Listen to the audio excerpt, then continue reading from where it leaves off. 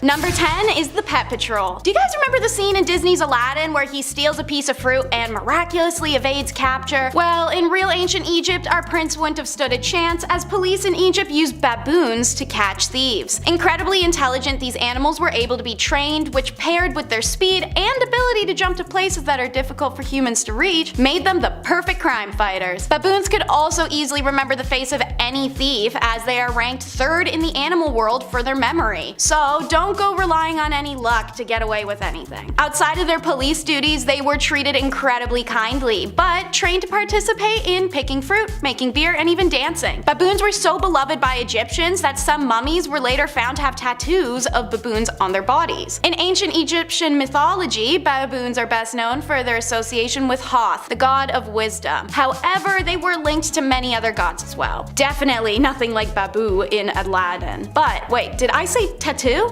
Well, being inked up is no modern phenomena. Number 9 is tatted up tuts. Egyptians join indigenous, Nordic, African, and many other cultures of having a history of tattooing. Now, Egyptian tattooing was bizarre just because it was exclusive to only women. By tattooing in public regions of the body, the tattoos were intended to permanently mark the woman's association with religious worship, or on the flip side, they could also be used to symbolize the lower class and the mark of a dancing girl or a prostitute. That's what also makes it so bizarre. We can't really figure out why it was only women, what they meant, or what they symbolized beyond the vague generalization I just gave you. Tattooed mummies dating back to the 11th century dynasty have been found by archaeologists, some with religious symbolism, other with dots and swirls located on the lower chest, the abdominal, and the thighs. Some mummies were believed to have been tattooed with medical symbols, potentially to treat ailments. Although the meaning of ancient Egyptian tattoos may be unclear, it seems evident that they had an array of implications and that women of many different social classes chose to wear them. Baddies. Speaking of things we can't understand. Number 8, the birth factory. Soap and sanitation is one of the greatest things ever invented. Don't you just love taking a hot shower after a long day?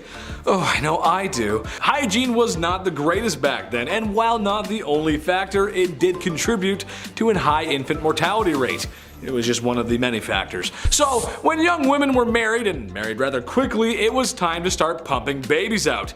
It's more of a quantity over quality kind of thing. Before marriage was declared a holy sacrament, these things were happening everywhere. Pubs, town squares, heck, even in your house. Now, for the people at home, can you tell me how you feel about the holy sanctity of marriage? Especially after you've been married for more than 10 years. Does it feel good? I bet it does. Number 7, wrapped up. One of the weirdest superstitions and traditions that still carries on today is that the bride cannot be seen by the groom before she walks down the aisle at the wedding. Why? Well, it's bad luck. After all, that could ruin a marriage. Not like any other factors would have a hand in that. Like in-laws from hell, or spending way too much money on the wedding, putting you in crippling debt right as you're just about to start your life together, right? Well, this was the way of the medieval wedding, and something used to even keep things mysterious was for the bride to wear a veil. It was thought that it would protect her from evil spirits, but also keep her from being seen by the groom, which honestly sounds like it might have been worse. So when the groom got to unwrap his wife, if he didn't like it, well, sucks to suck, brother. Just imagine your bride walking down the aisle and then, "Yes, I will get married to you. Let's do it." Number 6, Mr. Steal Yo Girl. This one's pretty messed up. I'm not even sure how this was even possible, but hey, here we go. So on your wedding night, it was the legal right of feudal lords to come on down to your place and shack up with your soon-to-be wife. What? Who most likely was a virgin? That's right, the government would come down and fornicate with your wife. Sounds just like the IRS. Anyway, this messed up tradition is somewhat shrouded in curiosity due to its extremely uncomfortable nature and its legitimacy. It may or may not have happened, or at least if it did, it might not have been as commonplace as some people may think. Moving forward, I think it's safe to say that this tradition can stay in the past, as there's no need for the mayor of my town to be sweet talking to my wife during the wedding. Hey, Mr. Mayor, you get your hands off of her. Number 5, Mamma Mia. The best man at your wedding was most likely the groom's best friend who he most likely met in college, and probably was part of his fraternity. And when given the mic to make a speech that was slightly inappropriate for younger audiences, the most common words of his vocabulary were probably bro and dude. All college friends put aside, the best man of the past had more of a greater responsibility than regaling the tale of the kegger at Stacy's house. Besides the feudal government coming to tickle your wife's fancy, there were others who wished to take the bride away, Bowser style. The best man's job was to prevent any of this from happening. Trying to get away with Koopa kidnapping meant the best man was gonna do battle with you, or just make sure the bride is protected. Like, you know, trying to run away from an arranged marriage because women are treated like property. Basically, he's a Luigi to Mario, except everyone actually respects Luigi in this case. Number 4. Arranged marriages. All this stuff sounds awful, and you might be thinking, why do these women go along with this? Well, it's because they didn't have a choice. A lot of women simply didn't have the right to choose who they married. Kind of a rough time for the ladies. I would also hardly call these marriages as it really was more the lines of something like a business deal or a proposal. Families promised daughters to others. Being basically sold off to someone probably isn't a good feeling. For wealthier families like royals, a lot of times it was just about wealth and power, but also about keeping alliances, keeping borders in check. Your daughter marries my prince, now we're allies. Oh, you've got a son? Great, because I've got a niece that just turned 13. Gross. Number 3, marital disputes. I like to joke around in this channel. Oh hell, who am I kidding? I like to joke around all the time. But this is kind of a touchy subject. But it's the truth, considering everything else that was going on, and it's not that far from the truth to say that women probably were not respected well inside the home either. This was a time long before equal rights and the resources that women today still need in case of domestic issues. I, as an internet comedian, cannot do the subject justice as it's something of a more sincere conversation to be had. However, I can talk about it from the medieval times, and some men just needed to be put in the naughty corner bad. Life was a lot harder for the average Joe back then, which means it was a lot tougher for the average Jane. Tough conditions don't excuse men treating women that way, but what I'm saying is, it just wasn't a great time overall, especially for the women.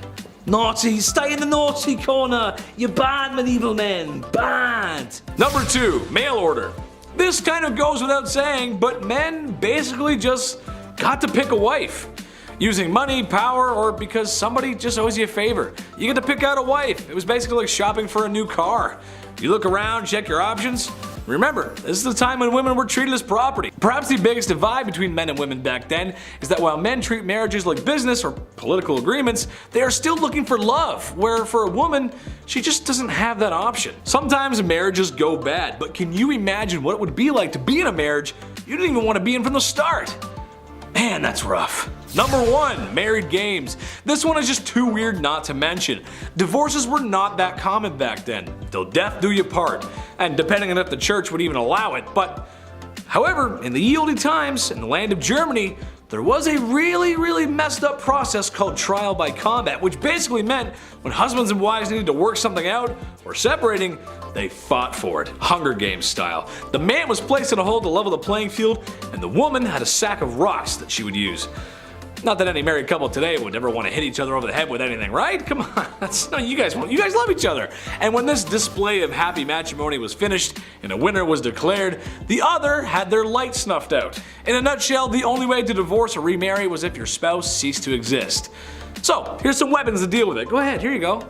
Crazy. Kicking off our list at number 10, afterlife servant. Ancient Egyptians were closely connected to the afterlife, or at least they tried to be. After a loved one passed, ancient Egyptians would ensure that they have everything that they needed in the living world as well in the afterlife, right? Every valuable belonging, everything that you held dear to you your entire life, ideally that's what you want to take to the other side, right? And that also included, sadly, lifelong servants. These masters were thinking about their necessities in the afterlife, and of course, being otherwise useless without their servant, they have to bring them too. Now, I know what you're thinking, right? That would probably suck for the other guy, right? Yeah, it did. It really did. Someone dies, now you gotta go too. You're like, what? Forced to be a literal ride or die. That is impossibly unfair. That's ancient Egypt for you. This tradition thankfully changed before many of these famous pharaohs that we know were put into power. So it didn't last forever, this horrible theme, this idea, but it did happen a lot. Famous pharaohs came into power and this tradition underwent a change, but eventually this practice led to the introduction of number 9,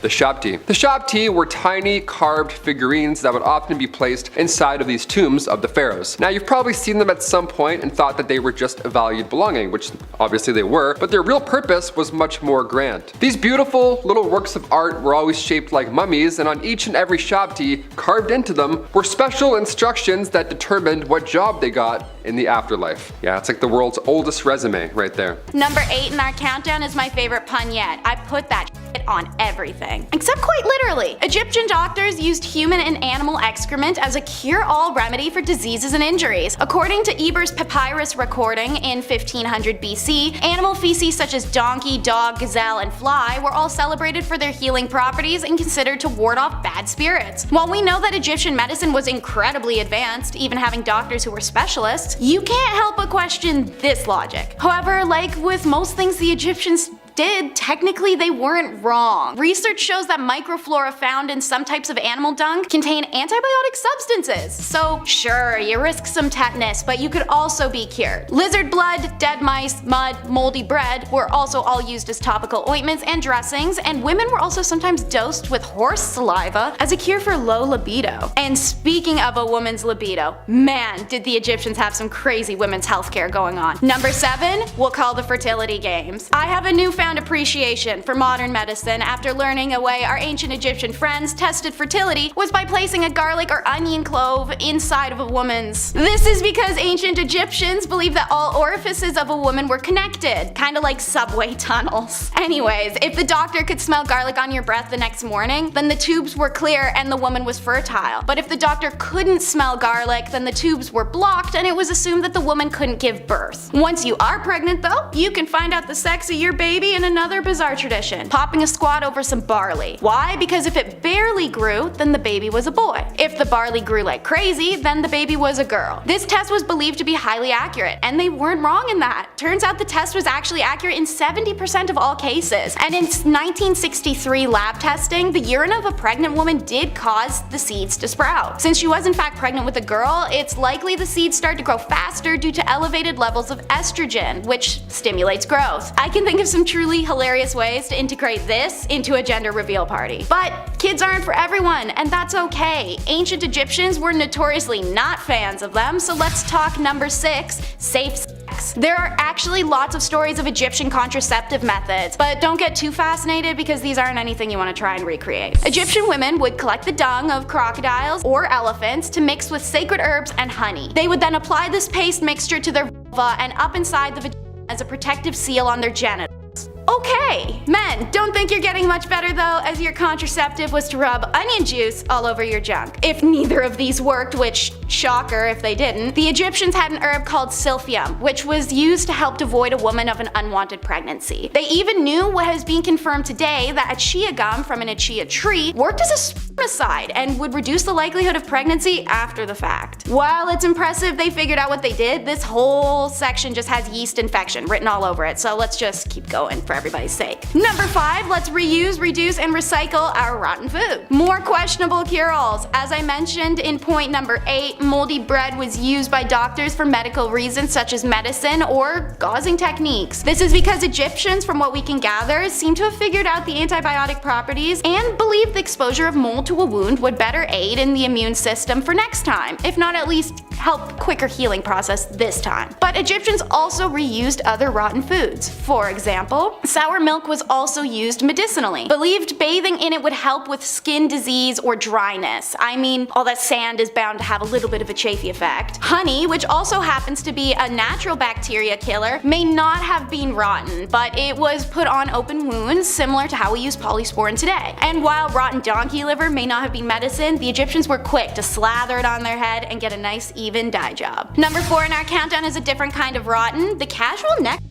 The Egyptians were known for their fascination with life, death, and sex. In their beliefs, the god Ra actually created the universe and the first 2 gods through masturbation. Osiris, another god who eventually came along, became father to Horus posthumously after Isis had sex with his dead body. Ra also had sex with Osiris posthumously, but it seems his use of onion juice worked pretty well and he didn't father any children with the dead body. Now, just because it's in their godly pantheon doesn't mean just anyone was necrophilic in ancient Egypt, but those who were may have had that lust arguably feeling a little more justified in their pursuit of rotten ladies. So, there was an issue with necrophilia towards the deceased bodies of Egyptian women, to the extent that their loved ones began a habit of letting their corpses sit out for 2-3 days before passing them to the embalmers, so as to dissuade sex. The logic was that the embalmers wouldn't want to have sex with a body that was already beginning to rot. I mean, they shouldn't want to have sex with the body in the first place, but I guess beggars can't be choosers. Regardless, embalmers were apparently common enough for the Grecian writer Herodotus, who famously documented a lot of culture practices, to make special note of. Let's take a break from the funky stuff to talk about a different kind of pussy. Number 3, the obsession with cats. Guys, I am super biased to this one. Don't know if you can notice the fine sheen of cat hair I rep, but I'm with the ancient Egyptians on the cat praise. Ancient Egyptians were obsessed with cats and even worshipped them. Believed to be gatekeepers of the underworld, these little beasts were spiritual and metaphorical symbols for Egyptians, and they were even believed to be gods themselves. The act of harming, eating, or killing a cat warranted a death penalty as a result. And while adoring your family pet isn't bizarre, the effects of worshipping something are. When the family cat died, every member in the household would shave off their eyebrows to mourn its death. And if a building was burning, people would save the cats before they even put out the fire. Being the first society to domesticate cats, Egyptians used cats for extermination aside from the companionship, which worked so well that their agricultural society dominated that of the Mediterranean for hundreds of years. Of course, there were cons to this obsession. For example, when the Persian invaders showed up using cats as shields, the Egyptian army retreated in fear of killing a cat, allowing the invaders to their soldiers and the pharaoh and take over rule of Egypt. Oops. Unlike other animals, cats were often mummified and buried in tombs dedicated to the goddess Bastet. Recovered cat figurines made of wood, stone, and bronze can be found in museums and collections all across the world. Number 2 is a modern day medical emergency, but to ancient Egyptians, it was just his time of the month. While it's astounding that medical accomplishments that Egyptians had made, specialized doctors, antibiotics, even surgery, you can see from their contraceptives in point 6, Egyptians didn't always nail it. In fact, the disease schistomatsasia, we'll just call it by its second name, bilharzia, was so common that they didn't even realize it was a disease, and it infected nearly everyone. How did it slip under the radar though? The side effects of the disease make people feel sick, and it caused blood in their urine and fecal matter. Seeing as menstruation also came with bloody urine and feeling sick, Egyptians simply thought they were menstruating and came to accept that men had to do the same as women. Blood and urine became a normal part of growing up for boys, and Egyptian society was already very big on gender nonconformity, even having records of sex changes, so this really wasn't outlandish thinking to them. In reality, bilharzia was actually parasitic worms having a field day in their junk. Irregardless, a man peeing blood was even treated as a sign of his fertility. No better sign a man was ready to father a family than being infected with parasites. Man, what a trip this countdown has been. You may be wondering what can take the cake. It's the ceremonial circle in at number 1. So as prior mentioned, ancient Egyptians believed Ra to have created much of life and existence through, well, his masturbatory sessions. This was also believed about the Nile River, Egypt's famous river that flows 6,600 kilometers before it empties into the Mediterranean Sea. These ancient Egyptians believed that the flow of the river represented the frequency of Ra's ejaculations. Seeing as the Nile was the source of Egyptian agriculture, it was incredibly important that that flow remained. Well, it's 4000 BC, and everyday people don't exactly see their gods wandering around. So, with their pharaoh being the personification of God, the duty fell onto him. So, once a year, in the last month of summer, during the festival Min that celebrated the pharaoh's rule, the pharaoh would approach the Nile, remove his robe, and masturbate over the Nile River in a sacred public ceremony. He had a large retinue of men that would also into the river at the same time as him. Once the pharaoh and his men had, well, finished, any man was welcome to unload in the river too. It was believed that these cultural and religious practices would ensure that the Nile would continue to flow for the next year to come, pun intended. Number 10. Weddings. When we look back on history, the traditions of marriages generally stand out as unique ways to peer into the lives of ancient civilizations. With the Vikings, marriages were generally done as ways to join houses through blood ties, which were rarely romantic. Traditionally held on Friday, the day of Freya, goddess of fertility, the couple was separated to go through separate rituals. The bride would take a bath and also also remove the kronsen, which symbolized her status as a woman who was unwed, and store it for her future daughter. The groom would then go and break into his ancestor's tomb and steal their stuff, usually their swords. During the ceremony, rings and family swords would be exchanged, and a feast would be had in their honor. During this, one tradition was to stab their swords into a pillar. The deeper the sword went, the better their marriage would be and the more children they'd have. Number 9. Teeth painting. When exhuming the many skeletons of Vikings that have passed throughout history, a remarkable detail was found throughout all of them. Notches of varying size, depth, and length were found to have been cut into the teeth of these ancient warriors. The reason for their existence was something of a mystery. Furthermore, comparing the style to historical Vikings, the name of the Danish king Harald Bluetooth suggests that his title may have been slightly more literal than initially thought.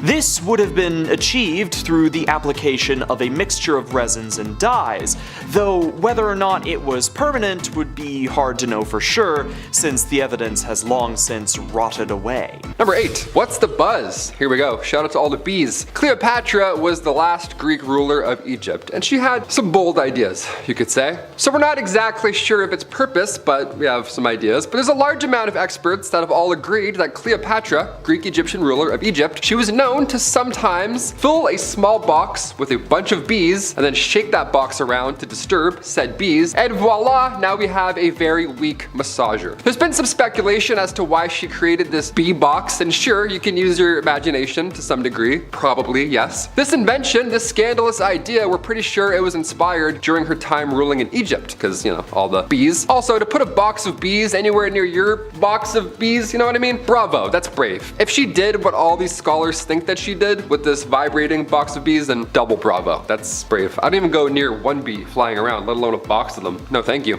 Number 7, shaved eyebrows.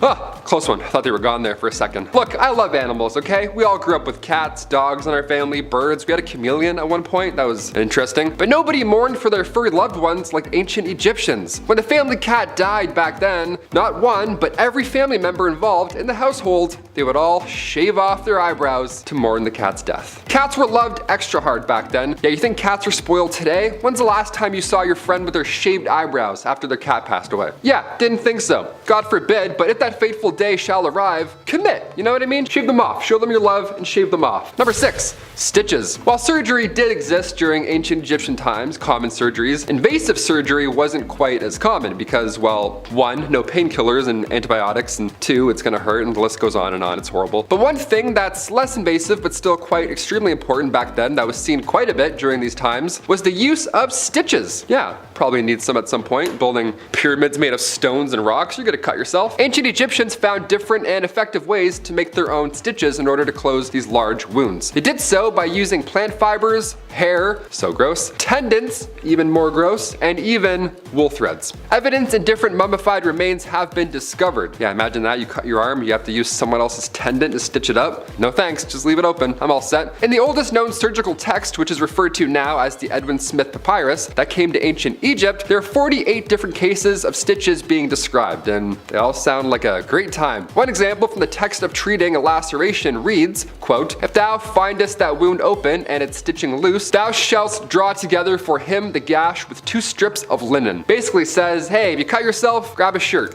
Good luck. Don't move too quick. Number 5, breaks. Yeah, I've never broken anything and I don't plan to. Sounds like the worst thing. I see it on Reddit and I'm like, ooh. But living in ancient Egypt, you're gonna break a bone or dislocate something sometime. But back then, it's not like you can just head over to the emergency and get an x-ray or a cast and then get your buddies, a couple of pharaohs to sign it and get some crutches and be on your way. No. So how did they treat broken bones or dislocations back then? Well, we can look at one example from that Edwin Smith Papyrus that I mentioned earlier, where there was a patient with 2 dislocated clavicles. Now the treatment here is described as follows. If thou examinest a man having a dislocation in his 2 collarbones, thou shalt find his 2 shoulders turned over and the heads of his 2 collarbones turned towards his face. Imagine reading this and you're like, okay, I think we turn this way? No, this way, hang on. Thou shouldn't cause them to fall back so that they rest in their places. Thou shalt bind it with stiff rolls of linen and thou shalt treat it afterwards with grease and honey every day. Yeah, if you break something, don't put grease and honey on, go to the doctors. Hit that thumbs up. There we go.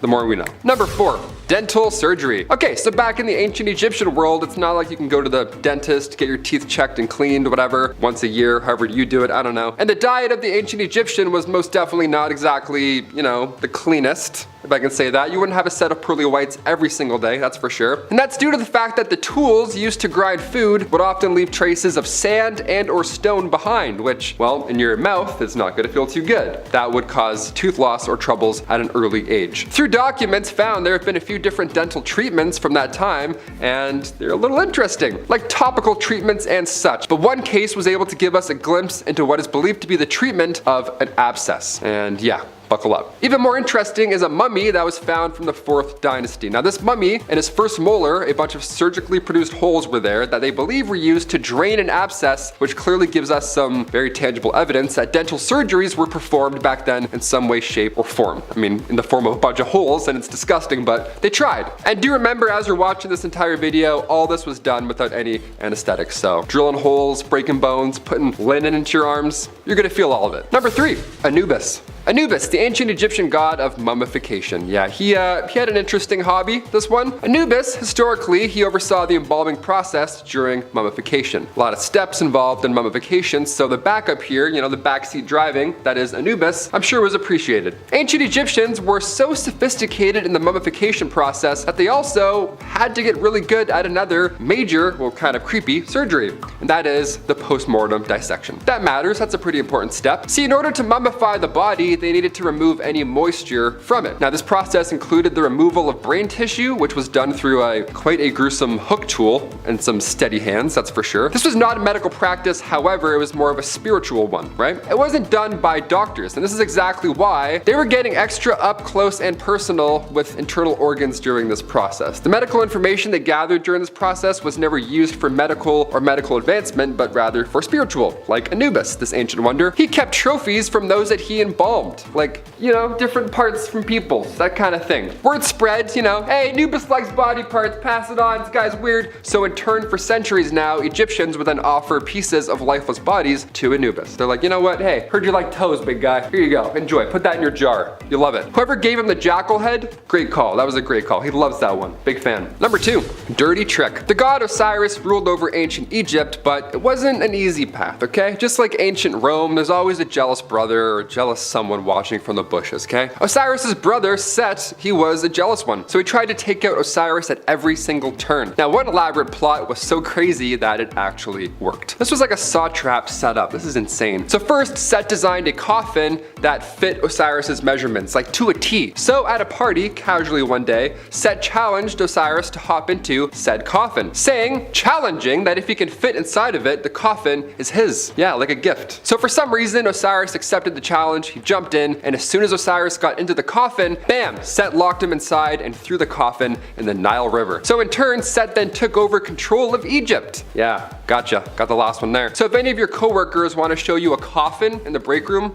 respectfully decline the offer. It's probably a trap. And finally, number 1, scarab worship. Yeah, we're getting stinky for the last one. Ancient Egyptians, they worshipped scarabs. They worshipped dung beetles. Now, when we think about animals in relation to ancient Egyptians, we go to cats first. But really, it was dung beetles the whole time. They're OG, those little stinkers. Egyptians could not keep their hands or their minds off of dung beetles. The Egyptians would observe scarabs rolling these balls of dung, and they would roll them along the ground until suddenly each beetle would disappear just like that into a hole in the sand. Now, ancient Egyptians compared these patterns to that of the sun, which of course would go over and then leave at the end of the day. Just a ball rolling and then disappears. I can see the connections. Now, the god Khepri was depicted as a man with a massive scarab as a head, so he was responsible for rolling the sun across the sky every single day. And no, the sun wasn't a big ball of poop, it was just a big ball of life. Number 10, naughty naughty. There's a reason we don't do things like we did in ye olde times. We didn't know, but now we do.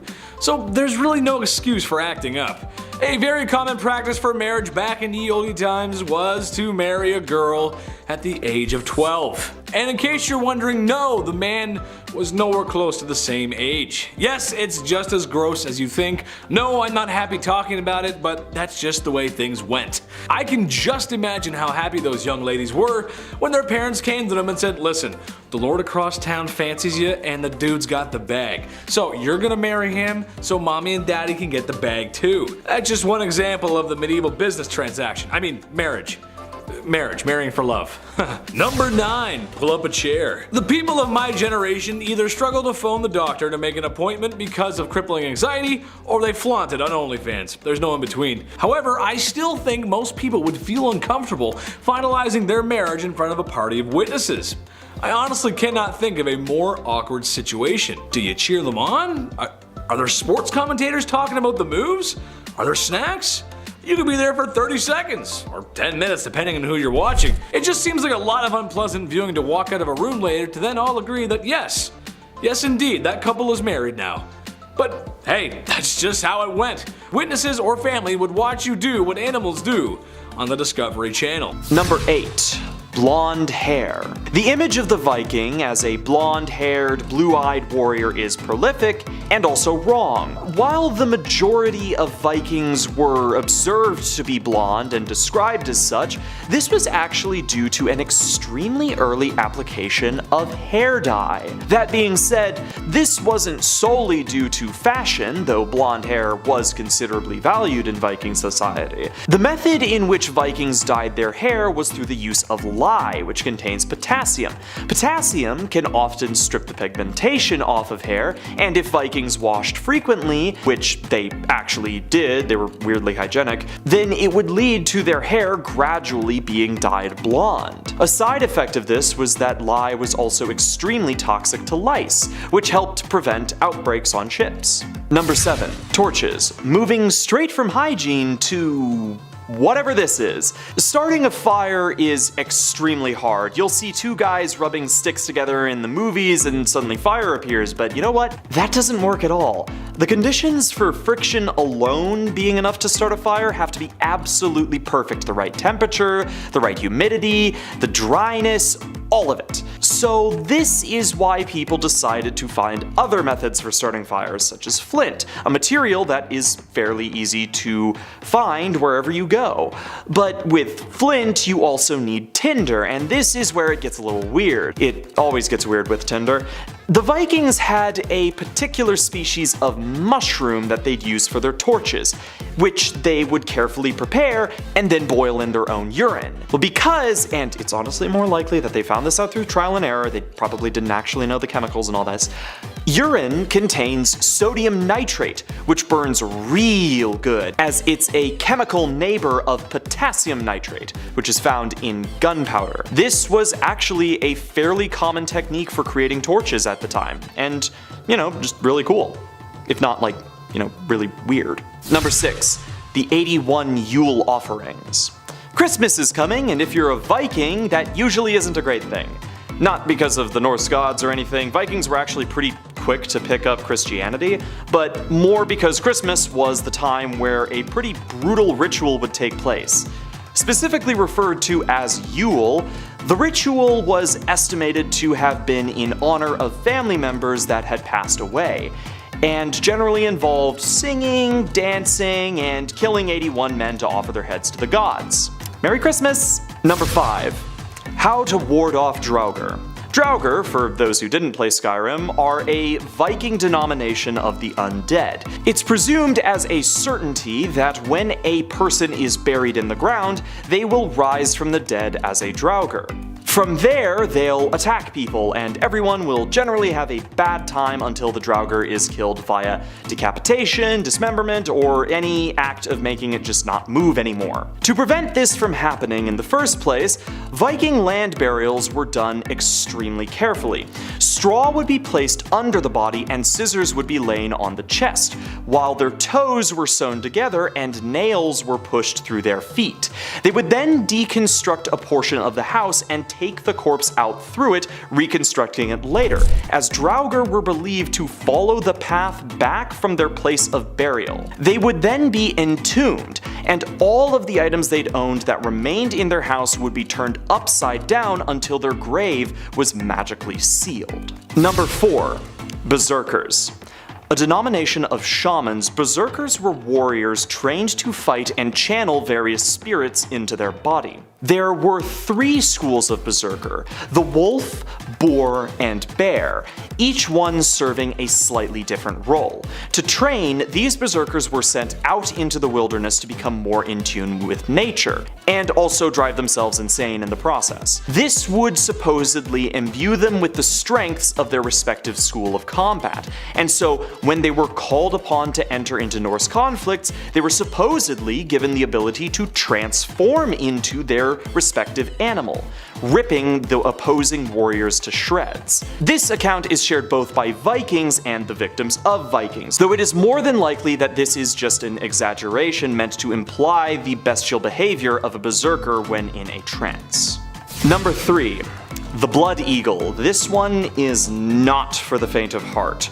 A ritualistic form of execution, the Blood Eagle is an extremely violent method of dispatching enemies, which is described in the sagas. For a long period of time, these were thought to have been fictional, but as recent bodies have been unearthed that appear to have been victims of the Blood Eagle, there seems to be more truth to this than initially thought. The Blood Eagle involves the victim being laid on their front and a knife being used to separate their ribs from their spine. The spine is then removed and their lungs are spread out in the form of crimson wings, creating the eponymous Blood Eagle.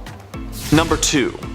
The Bloat. The Bloat was set as a ritual that would occur once every season at 4 set intervals in a year, but another could be organized if circumstances required it. The most well-recorded bloat was one performed by Sigurd Håkonsson. Detailed by Snorri Sturluson in the saga of Hakon the Good, this ritual involved a massive amount of human and animal sacrifices, as well as sacrifices of weaponry. Blood was also collected and splattered on the walls, altars, and participants. A feast would then be had and toasts would be made, first to the gods and then to the fallen.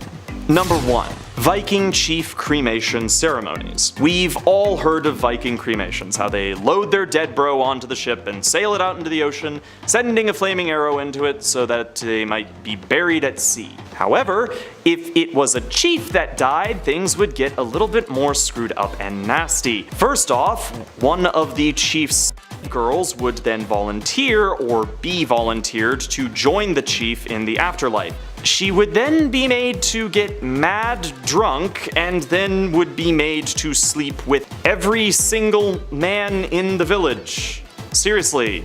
She would then be strangled, stabbed, and loaded onto the boat and the whole fire thing would go down. What can I say except... what? Number 10. Universities. Okay, owing a lot of school debt myself, I know a little thing or two about the educational institution. But when did they start? And where? And why? Universities have been around for like the last 13,000 years. Apparently, with the newest uncovered Göbekli Tepe being flirted with possibly being the first university or educational hotspot in the world. But uni with like school colors and teams and stuff, that's straight middle high ages right there. University of Oxford was created in 1096. That's the classic riddle, isn't it? Which is older, the Aztecs or Oxford? Ever heard that one before? Yeah, these things are like old. A university for law and medicine was created in the year of 1088, the University of Bologna in Italy. Yeah, it became a thing when an organized group of students under the Latin motto of, quote, nourishing mother of the studies was created. Pretty academic, if you ask me. University of Cambridge, 1209. Like, this is like almost 1,000 years ago, y'all. At least some of the Middle Ages had some good traditions, along with like how to sever heads for court and stuff like that. I wonder if someone still owes school debt from like 1208, you know? 5 shillings a month kind of deal. Number 9.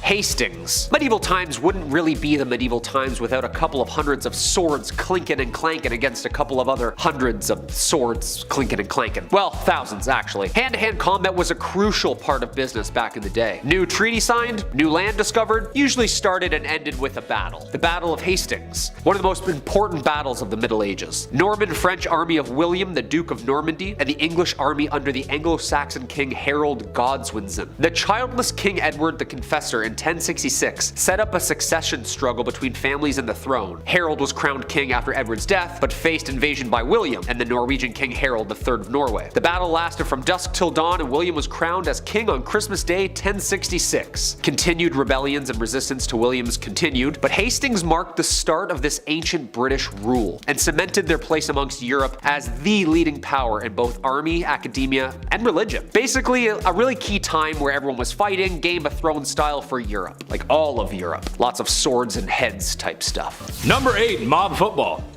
Football is the world's sport. Name a country, they probably have a team in it. And Canada might even bring the cup home this year, boys and girls. Now that would be cool. However, the billion-dollar sport was nothing close to what it is today. Football has rules, regulations, and athletes performing at peak performance. Ronaldo was one heck of a player. In medieval times, there were no rules on how many players there could be. Sometimes it was even whole towns versus one another. The ball? Well, not something you can find in the back of your favorite department store. It was an inflated pig bladder. Ugh.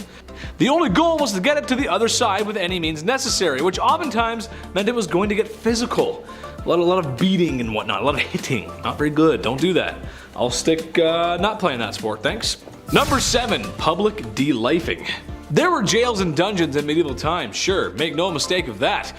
However, a lot of times sentencing for crimes would often lead you to losing your head, where a large sweaty man, such as myself, wearing a black cloth mask would take a very sharp axe, sword, or any other sharp utensil of war from the war cabinet and liberate your head from your shoulders. Thing is, some folks would come out to watch this, as this was apparently a form of entertainment. I mean, why not? I guess, sure, it's friendly family fun. Bring the youngins, mom, dad, grandma, grandpa. Pack some sandwiches just to make sure you stay out of the splash zone. Yeah, I don't know why they did that. That was pretty common. That's weird. Number 6. Wario shoes. Fashion. I'm not a fashion guy, and I don't claim to be. I don't have the cash flow for it. But one day, I swear, if I got the do-re-mi, it'll be leisure suits and Frank Sinatra every time I sit down to eat a meal. Gotta have those shoes to match that Frank energy. Shoes that say, yes, I'm moderately talented and handsome and have a great following, but I have some shady connections to the Italian mafia. Villain energy. Well, what's more villainous than a pair of Wario shoes? Yes, some medieval shoes were big and pointy and sometimes floppy.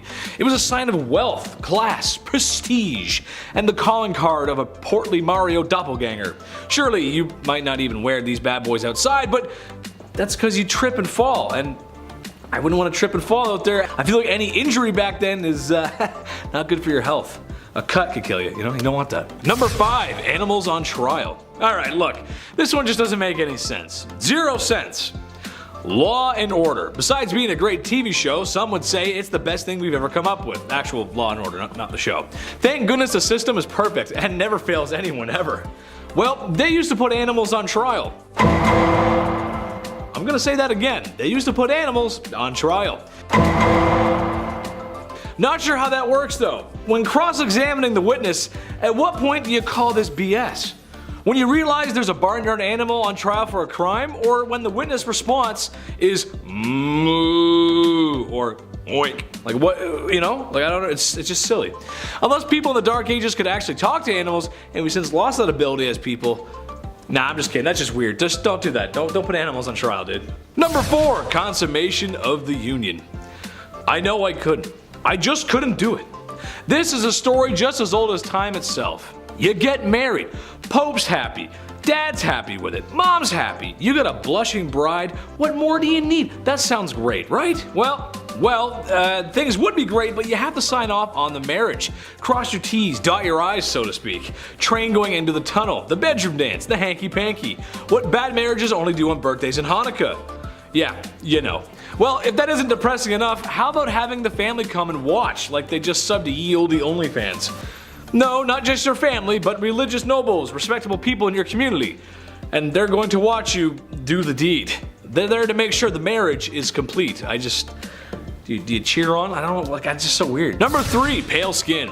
Ladies, beauty and the industry. Look, there's a lot of things that can bring you up, bring you down. The makeup industry can be kind of tough to wrap your head around.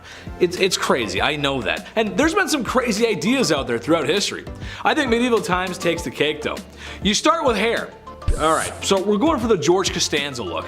Balding or receding hairline. Beautiful. No eyebrows and no eyelashes? Oh, even better. If this look wasn't enough for you, now you gotta make your skin pale. Like really pale. And the only sure way to do that, ladies, is bloodletting, which I hate talking about every time it comes up. I hate it, dude. Time to bleed for beauty, ladies, and as if that's not already done already.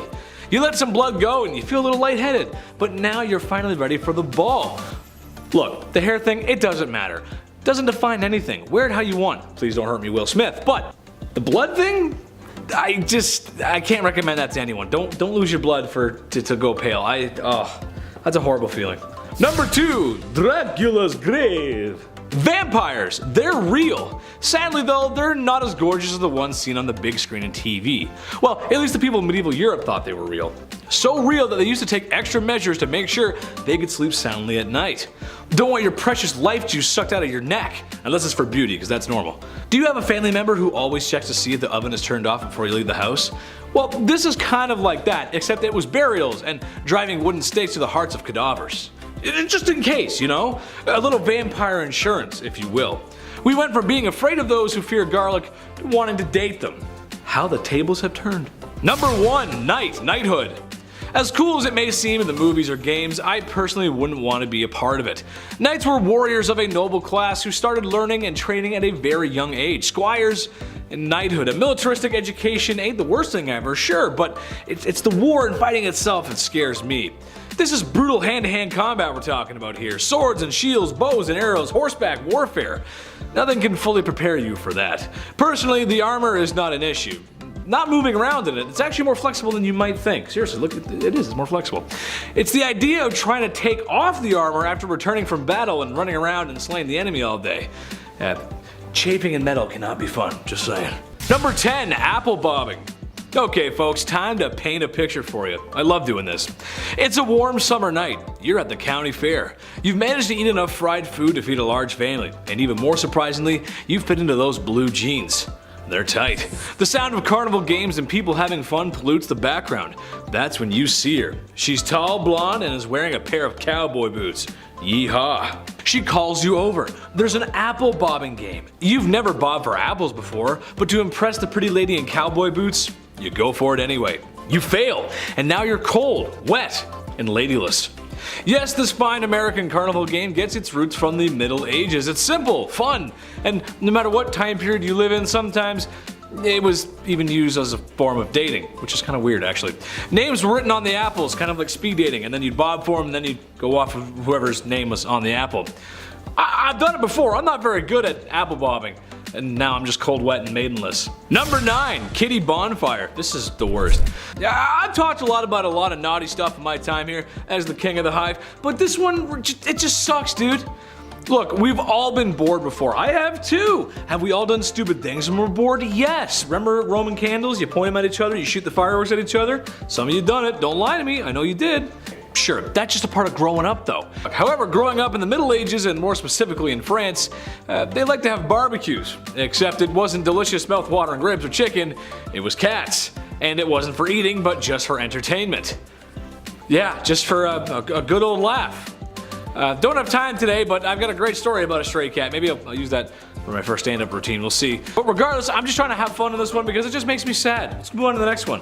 Number 8, taxes. Hey, tax season's coming up. Make sure you have everything nice and neatly organized. I know I don't. But why do we have to do them, you know? Where does this "you owe me this" come from? The Domesday Book, or the Doomsday Book, was a book created under William I, also known as William the Conqueror. The same name victor in the battle we just talked about. So medieval to name yourself the victor, isn't it? It is I, Kyle, the winner. Yeah, this guy basically drew up a book to document people's money so that he could tax them. Oh yeah, this was the first time surveyors kind of went town to town and recorded how much money you would owe for just doing you. Men would just show up at your house asking how much you made and document your spending habits. 5 shillings on groceries, huh, Mildred? Right, and just another 5 for the phone plan. Tax season's coming up. Talk about a bunch of crooks, huh? Owing someone money for just living on their land, trying to make an honest living? How dare they? Thank God that didn't catch on. Speaking of, I gotta phone H&R Block. Number 7, the Crusades. We hear about it a lot, but we need more movies and Netflix shows about this time because it's really rich in history here. A 3-part miniseries spanning over like 300 years. These bloody and ruthless wars were battled between Muslim and Christians for proprietorship over sacred lands and lands in the Middle East. Wars that resulted in like 6 million deaths. The Knights Templar, of course, a brotherhood of highly trained soldiers, horseback, bashing their way through the East. These guys were the real deal, the Navy SEALs of their time. Richard I leading the 3rd and final crusade, earning him the name Richard the Lionheart. Yeah. Back then, the names were always something so aggressive and scary, you know? It wasn't ever like Richard the Billy Goat or Henry the Butterfly. Nah, we need fear. 300 years of religion, invasions, torture, political chess. It was the Wild West before the Wild West. Well, I guess the Wild East. The Wild Wild East, yeah. Number 6, court. Yeah, I'm not gonna lie. PETA would have an absolute field day with this next one. But again, it's like 1,000 years ago and people were not really sure what they were doing back then. Some things were innovative and great, and then there was like trying a rat before a court of law for eating food. Yeah. It's 1386 in the Norman city of Falaise, and ruthless and a rowdy crowd gathered to witness the execution of the city's most infamous convicted murderer. Spectators dressed in their best, and the prisoner was even given a last suit and a last meal for the occasion. I hereby sentence Mr. Wigglesworth to beheading. Gasps everywhere. Yeah, a pig. Yeah, they tried a pig and sentenced it to a beheading. Like, also, isn't that just called breakfast? For more than like 300 years all throughout Europe, strange lawsuits tried pigs, dogs, foxes, birds, even grasshoppers and slugs for crimes. Basically anything against people, property, and God himself. It started with creatures who had maimed or killed humans of importance, then animals that stole and ate crops, then like the snail made me do it type stuff. Yeah. Prosecution after prosecution. This stuff's weird, right? Your Honor, a small recess, please. Okay, basically what we're gonna tell them is that... Number 5, the Great Charter. Ah yes, time for some peace. Well, kinda. A peace treaty, the initial document containing specific grievances under King John's rule. The year is 1215. Since these animals can't follow the rules, maybe we need to jot up some rules to follow ourselves. A document setting out the laws and limitations for the common man to King John himself. A legal system written down so that there are clear do's and don'ts to follow, like no free man shall be seized, imprisoned, dispossessed, outlawed, exiled, or ruined in any way, nor in any way proceeded against except by the lawful judgment of his peers, and the law of the land. Write all that down. Please write it down. Laws were important, and sometimes people needed to face the music. After John's death, the government of his son, Henry III, revised the document in 1216, dumbing it down in a little less strict and churchy book of rules type way. Less hearsay and more evidence kind of laws. Of course, still in folio, so V's were U's and L's were also the number 1, so a little confusing sometimes to say the least. Number 4, Templars. The poor fellow soldiers of Christ and of the Temple of Solomon. I feel like you have to say that with a deep voice or it sounds weird. The Knights Templar, aka the Order of Solomon's Temple, or simply the Templars. Basically a Catholic military order group of one of the most wealthiest military groups in all of history. No pressure. Founded in 1119, based out of the Temple Mount in Jerusalem, a couple hundred years of this Navy SEALs type organization. Endorsed and encouraged under the Roman Catholic Church of Pope Innocent II. What a name. The Templars, an extremely trained super soldier outfit with the distinctive white mantles with the red cross. They were like the most skilled fighting units out of the entire Crusades wars. What people don't know is about 90% of the organization was behind closed doors, ranging a network of financial techniques, manipulations, and treaties for the next thousands of years. Yeah, everybody focuses on the fighting part, but the chess game being played economically at the same time behind closed doors was much more terrifying. Basically, the world's first corporation with a security team. Number 3, Knights. Keeping with the themes of the medieval times, other outfits of highly trained religious secret organizations. Knights. Brotherhood. Fighting, all that good stuff. Another knightly order. The Order of Brothers of the German House of St. Mary in Jerusalem, also commonly known as the Teutonic Order. 1,000 years ago again. Kind of like the Templars being a Catholic religious institution founded as a military society. We're talking 1190 in Jerusalem. It was formed to aid Christians and protect them in the Holy Lands where they would establish hospitals and churches. The order, more of a small voluntary outfit made up of mercenary military memberships. Basically old dogs who could still fight were looking to do some private private security work. The Teutonic Knights were rich too, which led them to hire older and more experienced mercenaries from all parts of Europe. Dude, this is where all these secret societies started, huh? Couple initiations, couple tattoos, couple secret scars. A religious mercenary group who would just truck through Europe, swinging swords in the name of God. What a time. Number 2, jesters. In the 12th century, the title of fool began, aka the jester was born. A paid career of mockery,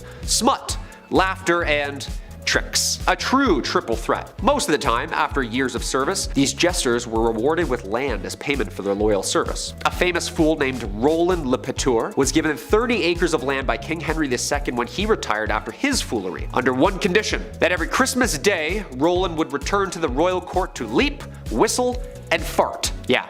Just a whole year to write a 7-minute banger of a set. No pressure. But it wasn't just farts and jokes for these guys apparently. Jesters also had a huge role in battles. At war, their job was to wage psychological warfare, boosting the morale of their side the night before with laughter, parties, and stories. And in the morning, when the two armies met, the jesters would ride or run between them, calming the nerves of their own side and men by making them laugh, singing silly songs of course, and insulting the opposition. Yeah, just chirping the other team. This was a ballsy tradition. And most of the time, unfortunately, they were captured and sent catapulted back with a message from the other side. Imagine just taunting 5,000 bloody drooling men hopped up on IPAs and no sleep, just mocking them, like, to their face. No thanks. Number 1, sports. Yeah, back then it wasn't a friendly game of handshakes and sportsmanship and stuff. More like no rules kind of sports. Like no rules soccer, aka mob soccer. Yeah, I'm not talking about the mafia mob, I'm talking about a mob as an unruly amount of people running amongst each other in havoc. Yeah, town versus town. An unlimited amount of players. There was only 2 rules of this game. Get the inflated pig's bladder over the opposing team's line on the other side of town, and no murdering. Yeah, no murdering.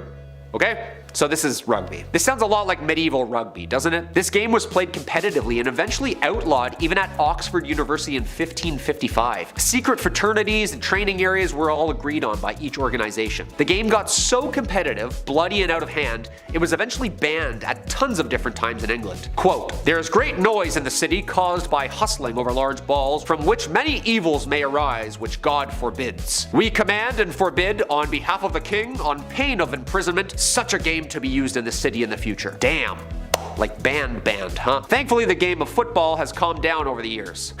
Yeah, right. Just go to a Manchester versus Liverpool game. At number 10, fashion. Back in the Dark Ages, fashion and high quality clothing were a symbol of status in society. For the elite, it was their way of displaying their wealth and high status over the poorer population. Because this meant so much to them, obviously they had to go above and beyond with their looks, and oh boy, did they take things to a whole new level. Everything was super exaggerated. For women, they just wore the finest dresses, but for men, that's where things got spicy. Male fashion was quite something. They would often wear dangerously short tunics with tights and belts to really snatch their waists, followed by the codpiece to really accentuate things down under, you know? But their shoes. Don't even get me started on their shoes. They wore some seriously pointy shoes, and to them, the longer and pointier, the better. Their elf-looking kicks were really what screamed, "I'm better than you" to the rest of the public. Some shoes were so long that they had to be reinforced with whalebone to keep their shape. These people looked pretty ridiculous, at least to our modern standards, but back then, wearing pointy shoes and tunics with the codpiece was like the equivalent to wearing a full Gucci fit. At number 9, helmeted chickens. In the Dark Ages, peasants didn't really get the best food. The good stuff was more so saved for the members of the elite, and these people ate some good stuff. I mean, to us it's weird, but to them it was finger-licking good. Speaking of finger-licking good though, let me tell you about one of their weirdest foods, helmeted chicken. No, it wasn't a special chicken that was prepared with special ingredients or whatever. It was literally what the name is, a helmeted chicken, aka a chicken with a helmet on. I know, weird, right? This was a theatrical dish to say the least. It featured a regular old cooked chicken that was stitched to a pig like he was riding on its back, and to add a special little something something, the cooks would fashion a tiny helmet to make it look like a guard or knight for whatever lord or king that they were serving this bizarre dish to. This was a fan favorite because of how extravagant it was, but that trend sort of lived and died in the Dark Ages because you can't catch any chef doing something like that these days. Gordon Ramsay would have a fit over this one. alone. Before I carry on telling you guys about all of the weird and crazy things that people did back in the Dark Ages, I would first like to ask you guys to leave a like on this video if you're enjoying it so far, and also consider subscribing as well to see more videos like this one. Number 8. Barber for a brain transplant. No, not actually. I don't think they even knew what a brain transplant was, let alone how to perform one. But in the Middle Ages, barbers were not just responsible for cutting your hair and giving monks that lovely bald thing going on top. No, they were also responsible for tending to the wounded after doing battle, taking care of the sick, and all the other medical services that the actual physicians were too good for. It's actually the reason we see those red and white spinning signs outside barbers, because it's symbolic of the bloody rags they would use to show that they could do the bloodletting required of monks in the Middle Ages. These barbers even formed a guild in the 13th century, lasting all the way up to the 18th century. Barbers are talented individuals. No one can cut my hair the way Tony does. Number 7. Jesters. If you were to peer your nightshade eyes into a royal court, it might take a second because that stuff ain't good for you, you'll find a few things. First and foremost, you will see a king and his throne, the man who rules it all. Next to him would be a most beautiful queen, the woman who has it all. Hiding in the room upstairs are his mistresses. That's just how it goes. Loyal knights, advisors, cooks, everyone's here, as Mr. Sakurai would say, except for one missing person. Who? Me and Adam, the jesters. Oh, hi. Sorry. The jesters, the jokers. Yes, no royal court is the same without the jester. The jester's job was to just laugh. He's a ye olde comedian. Now it might seem like it sucks, especially because, well, they wore strange attire and that hat was supposed to resemble that of an ass's ear or a donkey's ear, depending on what you want to say. But the jester possesses a unique power. No, not the power to fart on command, that's my power. The power to speak freely, or at least more freely than most. This was a time when speaking out against the king could lose your head. The jester could speak about the kings this way because, well, everything he said was taken as a joke. Some advice I think we could all take today. Number 6. Everybody drinking. I recently went to go pick up some beers, and I went up to the cashier and I got my debit card out and prepped my ID. The cashier asked me, "How do you want to pay?" And I handed him my ID, being so accustomed to being confused for a prepubescent younger lad. He looked at me confused and said, "Nah, you're good, bro," and boom, embarrassment. This interaction would never take place back in the medieval times, because literally everyone was able to drink. It was usually the case to drink beer or wine in place of clean water. Now they did have clean water before you all jump on me in the comments, but for when it wasn't on hand, beer and wine was accepted in its place. It was a common part of the medieval diet. I think they convinced themselves of this in the same way I tell myself it's okay to have another one. Well, it's made of greens with water, so that means it's healthy, right? Red wine is good for my heart, so drinking it right out of the bottle is okay, right? No, probably not. Number 5. Helmeted chicken. Wind the clock back 10 years ago. I was but a humble freshman in high school. I was green behind the ears. I didn't know what to expect. Sure, people had prepped me for the worst, but I just didn't know what to expect. I got even more nervous when I saw the pretty girls showing up. Gosh, they were so pretty. Someone want to be my girlfriend? But I relaxed. I knew I was okay because at lunchtime I was going to watch my favorite YouTube channel, Epic Mealtime. Besides this one, it's a good channel, you should check it out. We're awesome. They made combinations of food that I didn't even think were possible. I was absorbed into their culture, and who wasn't? Why do I bring the awkward time of 2012 back up? Well, that's because the medieval times had their own version of a turducken. Sort of. While it's not a chicken inside a duck inside a turkey inside a pig covered in bacon like EMT did, it's similar and perhaps off-putting for our veggie fans. Basically, there was a chicken sewn to a pig to look like a knight riding on a horse. And yes, I'm sure the chef washed his hands. Right? Number 4. Going to the scheduled delifing. Entertainment wasn't as accessible or the same as it is now. In modern times, we pull up our phones, turn on our laptops, sit in front of the TV, and there is all the entertainment we need, from battles to baby drama. But back in the Middle Ages, there wasn't much to do after you were done your work for the day. There were forms of entertainment, music, theater, games, sports, etc. But a favorite would have to be going to see the latest ne'er-do-well lose their head. Public shows of punishment were not just something you went to see when you were bored. Actually, their more important purpose was as a deterrent for anyone who thought of maybe committing a crime. And yeah, that would do the trick. It was also a good way to finalize the trial of a criminal for all those who were affected or who were part of the village. Eventually they became more of a private affair, but not entirely, with the last public delifing in the United States happening in 1936. Let's not bring this one back. No, I'm good.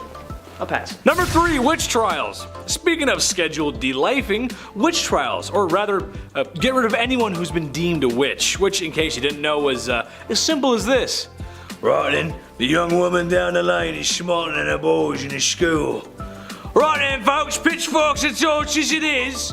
Unfortunately, for a lot of women at the time, it was tough. When has it not been, right ladies? While some men were declared witches too, this was a tool really for people with power to get rid of those who dare oppose them. There's too many royals to mention who took part in this, however, one stands out as Bloody Queen Mary. Names like this were not given for no reason. She was known for sending witches and heretics alike to the stake to be cooked. Number 2, outlaw. In movies and TV, characters named as outlaws, specifically in the Wild West sense, are seen as cool guys, outsiders, and wanderers with an air of mystery and possibly power. Trust me when I say it was not what you wanted to be, especially in the medieval times. If you were declared an outlaw in the Middle Ages, you lost all rights, possessions, and any kind of protection being part of society would give you, including people getting in trouble for ending your stay on this plane of existence. You are forced to fend for yourself with nothing to your name, and in a world rife with disease, wars, bandits, and very little readily available food or water, things get harsh quick. If you didn't have a buddy to turn to for help, who you knew for a fact would not literally stab you in the back, then you were pretty screwed. Luckily, I have Andrew. Right? Yeah! Number 1, ladies. Okay, so let's say you're married. Husband tends the crops. You as the wife take care of the home. This isn't a statement about the patriarchy. I'm just saying taking care of the home is just as important back then. Seriously, it is. Well, your husband comes in from tending the fields one night with a fever. Uh-oh, he's fallen ill, and now he's perished. Now you're left alone with no income and a society that's probably not okay with you working. So that means it's time to pull up your pants. Well, actually pull them down, as in a scenario like this, it would be time to work that street corner, and a lot of women did do that. The same way Adam works on building Legos in his dungeon. I joke. But as they say, it's the oldest profession in the book, and folks, it's not going anywhere anytime soon. Tradition or not. Starting our list off at number 10, the first postage stamp. Nice. Who's the first guy who licked a stamp? Why'd he do it, right? We'll start off with stamp facts. Why not? I know there's a couple pen pals out there that still use snail mail. That's cool. This one's for you. May 1st, 1840, the world's first ever postage stamp was sold, of course, for 1 penny. Pretty cheap, nice, we love it. This sale changed history. Now on the stamp was of course a portrait of one Queen Victoria, world's first ever profile photo for a letter. Here we go, they're like, oh, who's this? Who's this little person here? Of course this caught on. Definitely caught on. More than 70 million letters were sent within the next year. And then that tripled only a few years later. And of course it thrived for 40 years. Do you still use letters? If so, write into us. Write some fan mail. Forget the comments. Write into us with a pen with your autograph too, where you live. Yeah, no one's doing that anymore. Number 9, Alexander Graham Bell. I have no idea how phones work. I know it's vibrations and signals and I have to do this occasionally to help it out, but scientifically, nothing. I can't wrap my brain around this technology. Still, I'm 28 years old and I have YouTube. Couldn't tell you. If I was sent back in time right now, I wouldn't beat Alexander Graham Bell. I would just watch him and wouldn't change history one bit. Guy's a wizard. On March 7th, 1876, Alexander Graham Bell received a patent on his invention, the telephone, and just 3 days later, he made it work, somehow. The world's first phone call was of course to his assistant, Thomas Watson. Now I'm from the generation that had T9 and I thought that was bad. I also didn't have that, one of these where you have to like go around and around a bunch of times. T9 was way worse than anything. You have to Morse code message all your friends. Ugh, we have it too easy today. Never forget about Alexander Graham Bell. Hit that thumbs up on your smartphone for Alexander Graham Bell. How? How does it work? Hello? At number 8, beautiful death. Death was kind of a big deal in the Dark Ages. Sounds weird, but you also have to take into account the fact that the average life expectancy was only about 30 years old, so really, you didn't have long. Also, people back then were faced with some pretty harsh times like famine, cold, and of course, the Black Death. Because they had to face death so early on and so often, the so-called art of dying came to be. The whole premise behind the art of dying revolved around dying a good Christian death, According to those who lived in the Dark Ages, your death had to be planned and peaceful. When someone was on their deathbed, they would concern themselves with accepting their fate without, quote, despair, disbelief, impatience, pride, or avarice, end quote. This art of dying thing was very popular amongst priests, and this actually led to a lot of painters at the time depicting people in holy professions as submissive to death and what was to come for them. At number 7, Feast of Fools.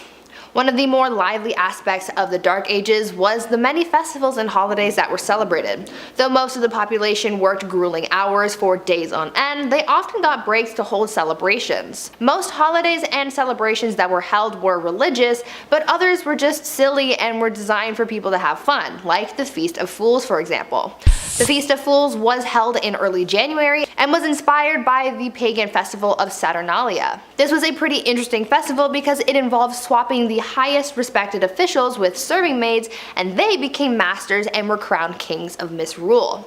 This festival first started as something confined to the church, but soon became a bigger affair with parades, comic performances, music, costumes, and even drag. These people really liked their festivals. Another pretty weird festival that they held was the Festival of the Ass, where a young girl carrying a child would ride on the back of a donkey into a church, and during the service, instead of saying amen, they would say hee-haw like a donkey. I know, bizarre, right? At number 6, soccer. These days, people regard soccer, or football, as a modern European sport, and though it is popular in these modern times, it turns out that the sport has been around a lot longer than you might think. Soccer was first played back in the Dark Ages, however, it is very different from the soccer that we know today.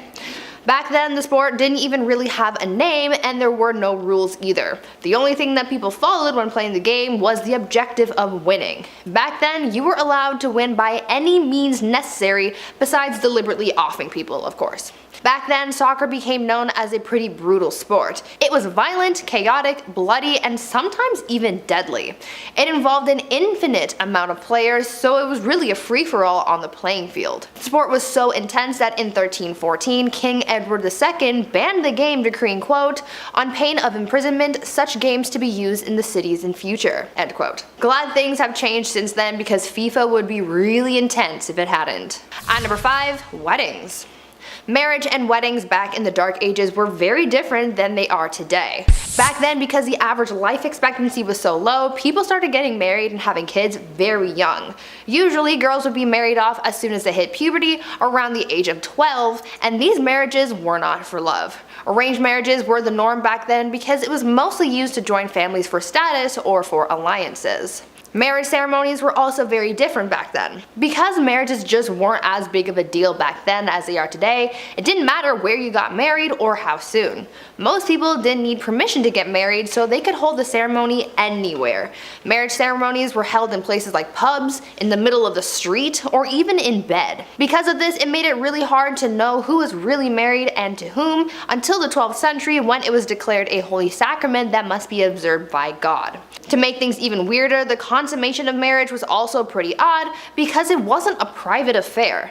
The act of bedding wasn't seen as an intimate moment between the couple, but rather an investment in the union, so it was observed by witnesses. I am certainly glad things have changed. At number 4, jesters. You would think that being a court jester in the Dark Ages would have been a pretty bleak job, but you would actually be wrong. I mean, yeah, they looked funny with their outfits and hats modeled after the ears of a donkey, but jesters actually held a lot of power in court, making their job a pretty good one compared to other common folk. The court jester's job was to make people laugh by doing tricks, stunts, and telling jokes. Sometimes a jester would poke fun at the king or lord that they served, or would make comments about a kingdom's politics, and for a lot of people, saying these types of things would give them a one-way ticket to the gallows, but not the jester. Because of their profession, by royal decree, anything that they said was taken as a jest or a joke, so no one could get mad or offended at what the jester said or comments on. Basically, the jester was the one person in the court who was immune from medieval cancel culture. They could offend anyone they wanted to, and no one could stop them. At number 3, unicorns and Jesus. The thing about the Dark Ages is that it was full of superstition and mythology. Within this period of time, there was a lot of confusion when it came to religion, as paganism and the rise of Christianity were both hot topics. Many times, superstitions and mythology from paganism made its way into the religious beliefs of Christians, and things were known to get a little weird. Take, for example, the unicorn and how it was incorporated into the Christian beliefs of the Dark Ages. It is believed that a mistranslation of what is thought to have been an ox is what brought unicorns into Christianity. Because of this mistranslation, the Bible likened Jesus to a unicorn. Since it was in religious texts, people in the Dark Ages sort of just ran with it, and so they started incorporating the unicorn into many religious artworks. To further this whole unicorn thing, they made up a superstition that only innocent maidens were allowed to touch unicorns, and they even used the unicorn to come up with a rather uncomfortable allegory of Christ entering Mary's womb. This unicorn thing was also fueled by the Vikings at one point, as during the medieval age, Vikings were known to con people into buying narwhal tusks marketed as real unicorn horns. At number 2, divorce by combat. Back in the Dark Ages, if you wanted a divorce, you had to be willing to fight for it. Literally. In medieval Germany, couples would take to the ring to settle their disputes, and it was quite the showdown. Trial by combat was the common way of settling arguments back then, but when a husband and wife were fighting, things were a little more interesting than just having an all-out brawl. During these divorce by combat proceedings, the husband had to stand in a hole with his hands behind his back, while the wife ran around in a circle with a bag full of rocks. I don't really see how this settled anything, but who am I to question the methods of the Dark Ages?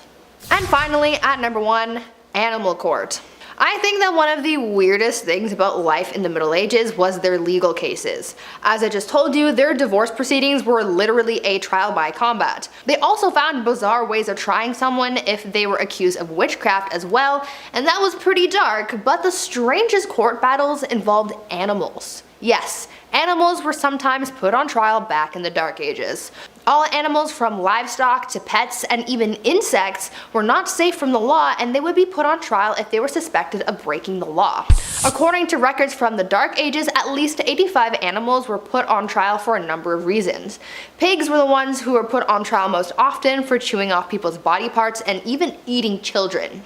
In 1474, a rooster was put on trial and found guilty of the unnatural crime of laying an egg, and even unwanted rats were put on trial and received strongly worded letters demanding that they leave the premises.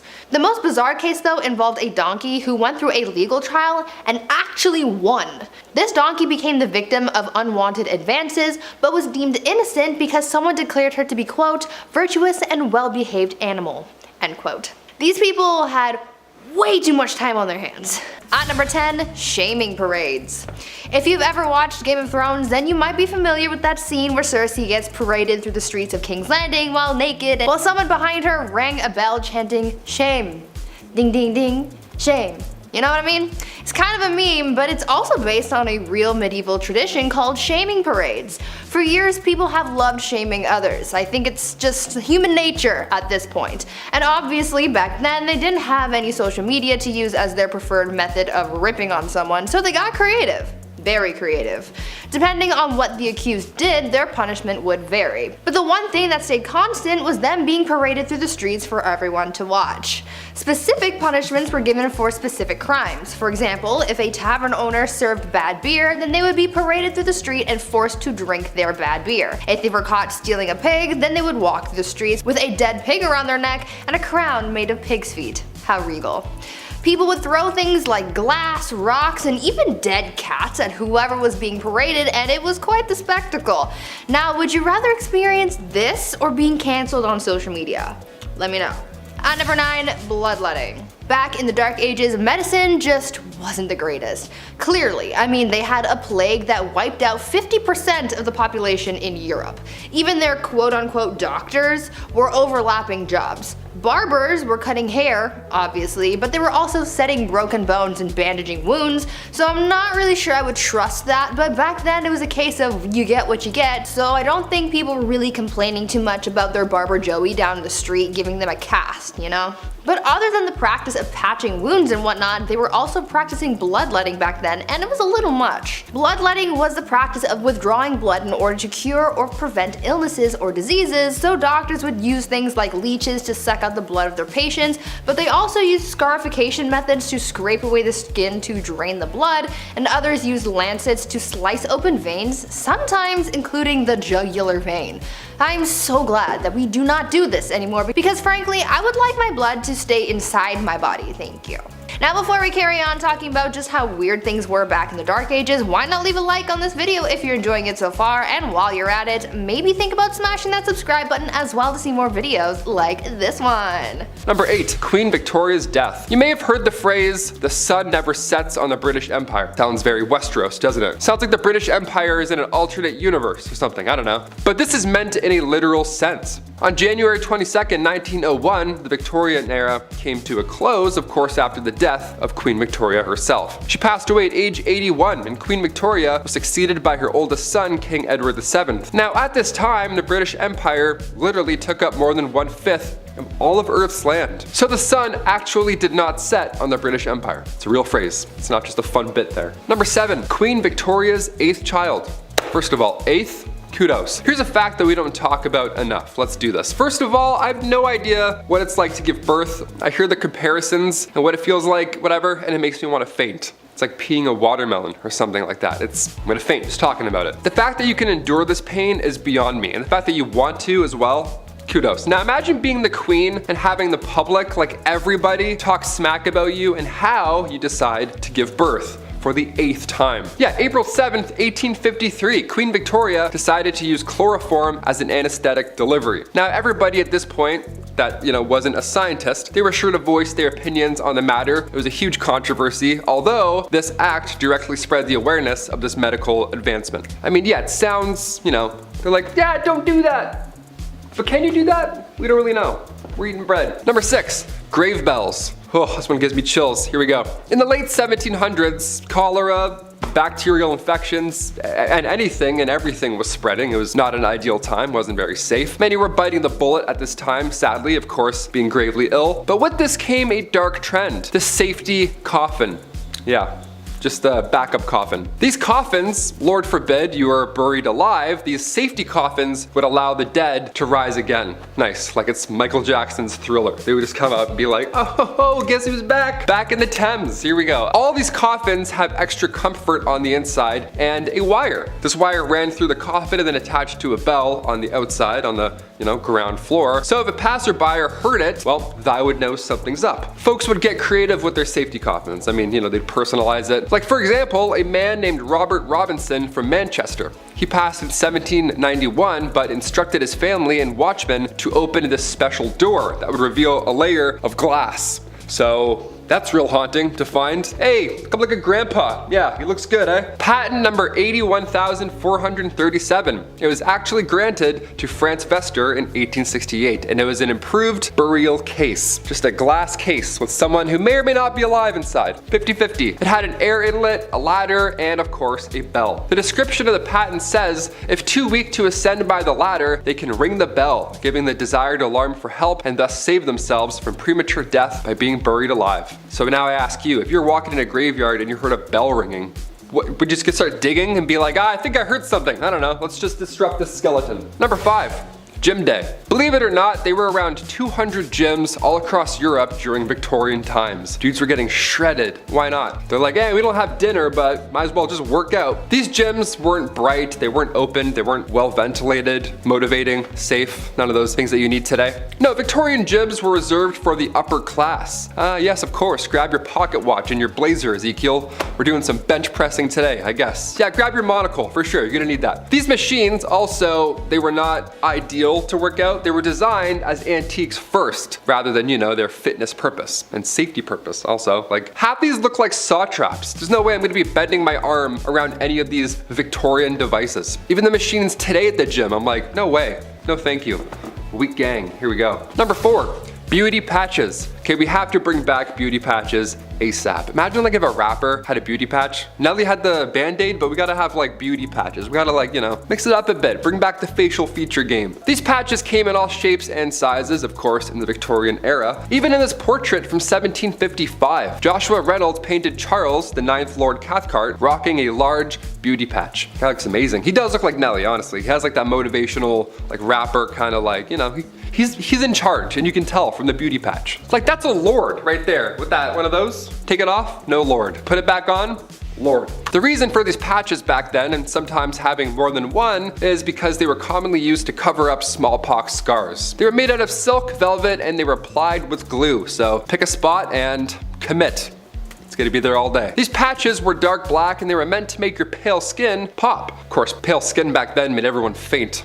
Pale skin and long shoes, everyone's losing their minds. The position of these patches could also determine your political allegiance. How funny is that? Historian Joseph Addison took note of these positions when he observed two parties from the 1800s. Now, one party had patches on the right side and the other had the opposite. It's pretty amazing. It's a pretty easy way to flip jerseys, right? The other team starts winning, you're like, you know what? Check it out. Now I'm on this side. Prove it. Number 3, chimney sweep. Terrible jobs, here we go. I remember when I was younger, I had to sweep the chimney in the house, and I loved it. I thought it was cool. I thought it was like a little safety, like secret room. I don't know. It wasn't safe at all, actually. It was just a dirty room. Had a little broom too. I always loved using that little broom. Little tiny sweeps, one at a time. Little tiny bag to go along with it, so gentle. This was a terrible job to have in Victorian London, obviously. Chimney sweeps were famously young as well. I can't say anything else there, but these guys were young lads. History is horrible.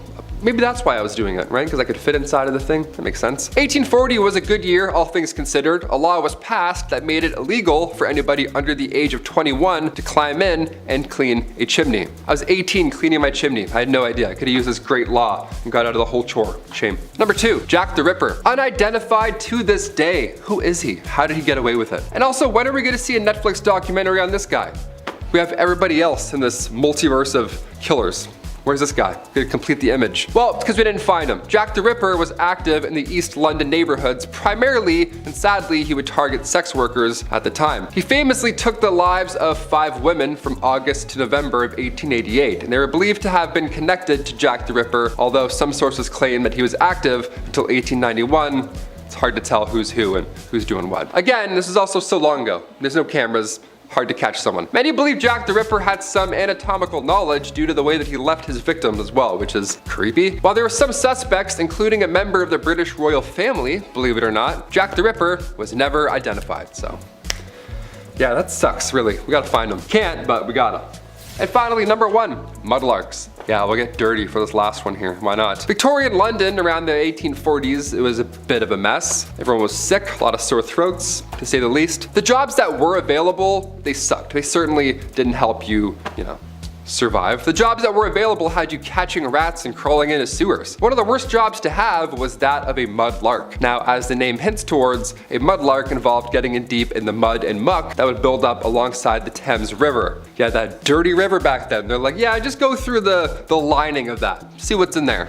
Ugh. This one was reserved, again, for the younger folk with, you know, the patellas that still worked, you know, digging in the mud, of course. Can't have an old guy in there. He's not gonna come back out. It was like working in quicksand. It was horrible. It was exhausting. Not to mention the chances of being whisked away by the river at any given moment. Yeah, it sucked. All for the slim chance of finding a pocket watch or some driftwood, rags, something, anything really worth your troubles. Well, I've been your host, Taylor McWaters. Thanks for watching this whole video. I know that's hard nowadays to watch an entire thing. I can't watch a movie or a video for the life of me, so thanks. That's great. Number 10, carrying a sword. Whenever we see medieval shows or hear stories or see art, everybody always has a sword at their side. I'll admit, on one hand, literally, it's pretty badass. Was this really that common though in the 12th century? Was everyone gifted a sword on their 16th birthday, like in Zelda Wind Waker? No, of course not. I mean, if you were traveling, sure, ideally you'd want a little dagger or a little something to help you out, but swords were a symbol of wealth and status. And the bigger and shinier the tune, the better, right? On average, these things would cost you 7 month's worth of wages. So you best start saving up and training. Yeah, you might want to train as well because these things were not light. No, not at all. Ideally, medieval swords would weigh 3 to 4 pounds. Doesn't sound like much at first, but I know after 8 minutes, I would be switching arms real quick. It's like when you hold your hand up in class, you're like, oh God, what's going on here? Gotta do some push-ups. In our number 9 spot today, we have the death cage. If you were to take a look at the punishments used in history, it quickly becomes clear that people of the past just really liked watching people die or have pain inflicted upon them. It's very strange, it's very dark, and it certainly is not for the faint of heart. The death cage is just one of the many horrifying punishments used during the Dark Ages. Essentially, this was just one method of execution that was extremely public, as they would strip the person down and lock them in an iron cage that was placed somewhere that everyone would be able to see. From here, the condemned person would be locked in there with no food or water, and everyone would just watch as they slowly died. Unbelievably messed up for a multitude of reasons, for sure. Sometimes, to make matters even worse, however, the condemned person would also be slathered in milk and honey, so that they would also be attracting insects, just to make the whole dying process even worse. It's all bad. I'm just thankful that those days are over. Number 8 is He Who Must Not Be Named. This is one of the pettiest and most specific ones you'll probably ever hear, and it's all because one dude screwed up so phenomenally it started an actual tradition. So what happened here was there was this Greek shepherd named Erostratus, and this guy had an idea one day to, set fire to and destroy the temple of Artemis in Ephesus. So keep in mind, he did this in an era where the Greeks revered their gods the way that modern day religions like Christianity, Judaism, Islam, etc. do. These gods are real to them, so why would they destroy her temple? Which, by the way, is one of the 7 wonders of the ancient world in our modern time. When pissed off Greeks came and found him to ask that same question, Erostratus essentially said his only intention in doing this was to achieve fame and his name to go on into history, the way that Alexander or Achilles had. He didn't care if it was in a good or a bad way, he just wanted that. Well, the entirety of Greece collectively said F that. Once his intentions were revealed, mentioning his name or naming children Erostratus was forbidden at the risk of being sentenced to death penalty. And so it became tradition that no one in Greece was to have that name. Number 7 is Don't Open Dead Outside. In traditional Grecian lore, it was said that there was these walking dead as creatures. Legend forewarns that these creatures would rise from the graves at night to knock on the door of innocent civilians, saying their names repetitively as a lure to open up, as these creatures, kinda in a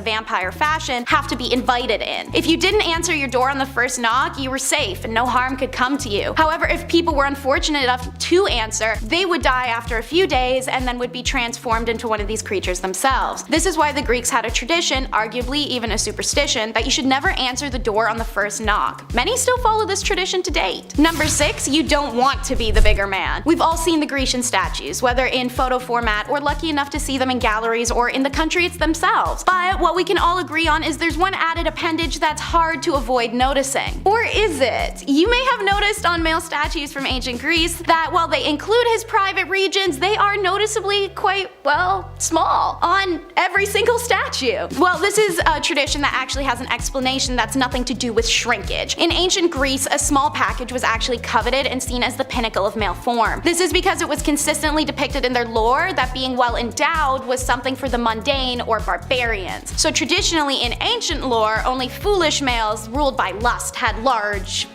you get the idea. Finally, an explanation for the question we've all thought, nobody said out loud. Number 5 is the dirty gal. And sadly, it is so not in a fun way, rather the opposite. For some wild reason, the Greeks believed women had a really unique susceptibility to the things deemed impure. This is everything gross you could think of. So pus, feces, discharges and secretions, animal dung, rotten foods, the whole shebang. These things affected women in a way they did not affect men. Sure, it didn't mean she was more easily grossed out by it, but it also must mean that it's better for her. So naturally, literal filth became part of the treatments for ladies. One awful example is how a woman suffering from a discharge could be prescribed to drink roasted mule dung mixed with hot wine. If you lost your baby amidst that tragedy, they'd be rubbing cow dung all over you. If you've seen some of our medieval videos, you may have heard about the whole wandering womb concept of the olden times, where people believed that a womb could just wander around inside a woman's body or just vacate it entirely as if it's got little legs. Well, anyways, the whole reason for the cow dung thing is they believed that the womb would be so disgusted by the smell of dung that it would run away and relieve her of the trauma. And so the tradition for terrible, filthy medicine for the women of Greece carried on for centuries. Number 4 is another questionable medical tradition, planned one sneeze. So this is the fault of one dude specifically. Unlike Estrastratus, he didn't get his name banned forever, however. So Greek physician Sonaris was one of the best women's physicians you could find. No concept of how a woman's body worked and full confidence that he did. Perfect combo. He pitched that if women didn't want to get pregnant after,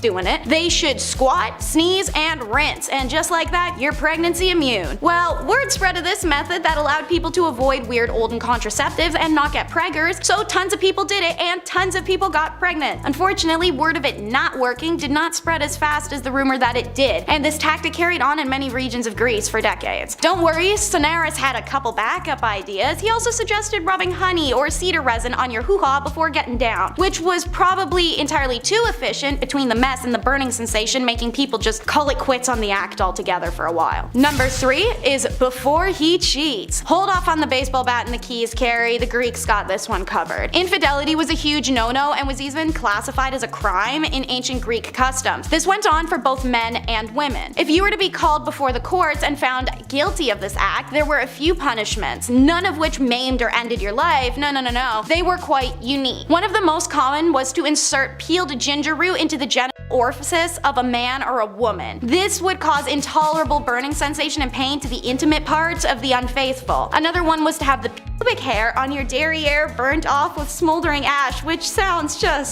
another option was a radish that had small holes in it pushed in your back door, which would be very itchy and very burny. Yeah, suffice to say, cheating on your partner back then wouldn't result in getting your stuff tossed out on the front lawn or your PS5 drowned, more so in a seriously ingrained lesson on commitment via vegetable. Number 2 is the phallic festival. Huzzah! The time has come for us all to gather in the Acropolis and gaze down on the wondrous sight of if you're a visitor, sure, your reaction may be one of shock, but to the people of Athens, this tradition was highly cultivated and something people looked forward to year-round. Once a year, their roads would come alive with all kinds of depictions and representations of male genitalia.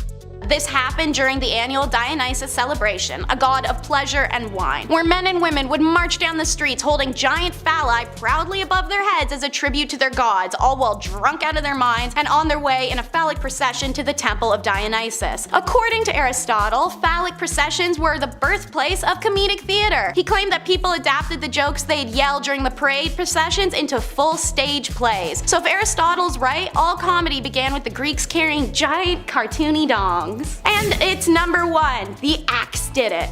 Projection, everyone's favorite guilt relief. This fable begins when the Athenians sacrificed foods and vegetables to the gods, not animals. Ironically, this is how they start. An altar for Zeus had been set up holding grains and cakes as a sacrifice, and when a wandering ox came across the altar, it trampled much of it and ate the sacrificial food. Well, like I previously mentioned, their gods were very real to them, and a man named Thalon, in anger, then killed the ox with an axe. Thalon was the first Athenian in the city to have killed an ox, and he fled, leaving the axe behind at the crime scene. The witnesses to the scene were shocked by the event and moved to prosecute Thalon for the murder of the ox. Despite his absence, they held a trial to charge Thalon, but it still didn't resolve the sense of communal responsibility for the murder of an ox going on without justice. An oracle spoke up, telling the Athenians they should eat the ox in a feast and repeat the sacrifice every year to compensate. So the next year, a group of ox were to be led to the original altar. Whatever one ate from the altar, that was the one to be killed. He was struck with an axe and then killed by a member of the Athelonian family, who would then throw the axe down and run away just like their ancestor. The other participants in the ritual then butchered and skinned the animal with a sacrificial knife and feasted on the meat. This could not be the end of the ritual, however, because a crime had been committed. The ox had been slain, just like before, so it's back to square one with another trial. Since the ox slayer had to flee, the girls who brought the water for sharpening the weapon were charged. Their defense was that those who actually sharpened the axe and knife were more responsible. The sharpeners in turn charged the man who gave them the axe and knife, and then that guy, he charged the butcher. But the butcher claimed the knife was more guilty because it did the cutting, and since the knife could say nothing in its defense, it was found guilty.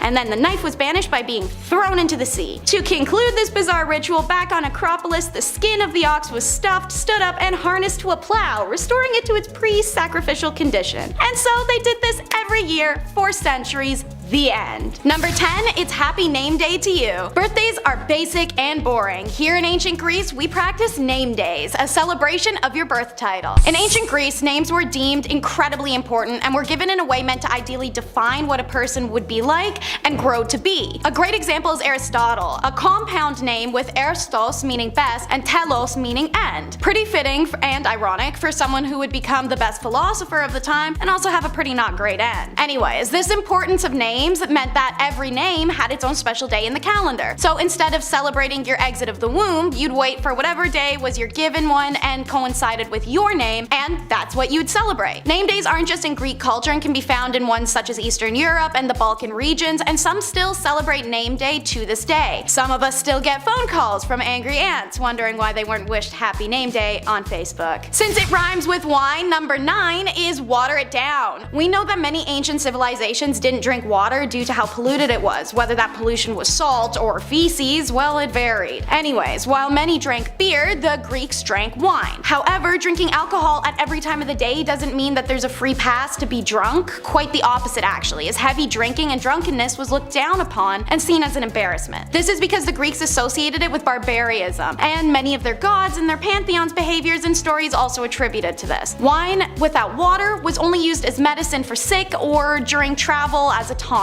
As a result, the Greeks may have been pounding back the wine, but it was water diluted ratio, so the standard was 1:4. They even had a special container for mixing, boiling, and then cooling this diluted mixture. Oh, and by the way, it was seawater they were using, because apparently, to quote, seawater gives the wine a curious salinity which mixes with the sweetness of the grape and produces a delicate taste, while at the same time preserving the wine for longer. Number 8, the summer of 1348, aka the Black Death. Now let's talk about this horrible event, shall we? If you thought summer 2020 sucked, well, buckle up, this one was pretty bad too. The bubonic plague arrived to medieval England in 1348, and the death toll here was absolutely devastating. Somewhere from 1/3 to half of England's population gone, just like that, and that's it. The plague hit hard and it hit fast. Now today we have variations of the virus, one we shall not name, but back then the plague was a bacterium now known as Yersinia pestis. Now symptoms were quite jarring. You got lumps in the groin or your armpits, so that can't be comfortable.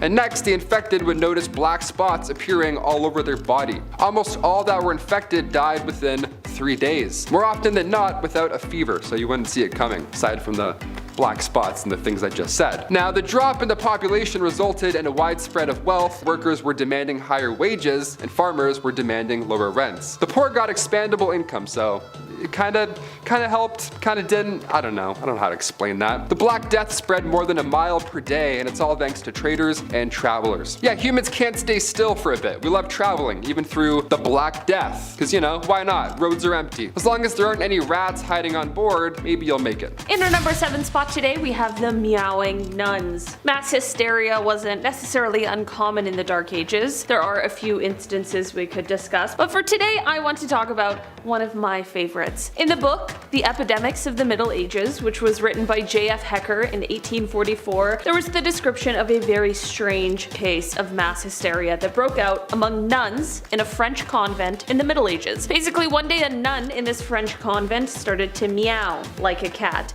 I'm not sure why, I'm not sure how this started, all I know is that it happened. And you know what else happened? Other nuns in the convent began to also meow like cats. Eventually it became such a thing that all of the nuns in the convent would meow together for a certain period of time. And of course, everyone surrounding this area was like, what in the absolute heck is going on right now? This is actually a huge problem because in these times, cats were hated. People associated cats with the devil and with disease, so a bunch of meowing nuns was like the equivalent of doomsday. Apparently, the way that this stopped was that the police came and threatened to whip the nuns if the meowing didn't stop, which is definitely one of the weirdest things I've ever said. Number 6, peddlers. Ah yes, that medieval businessman just wandering along in the pine forest in hopes of not getting robbed, a classic image from medieval times. The Dark Ages were a dangerous game, right? So one could only imagine how hard it must have been for a merchant who travels the countryside for a living to sell goods. In Breath of the Wild, you're like, oh thank god, there's that one guy with all the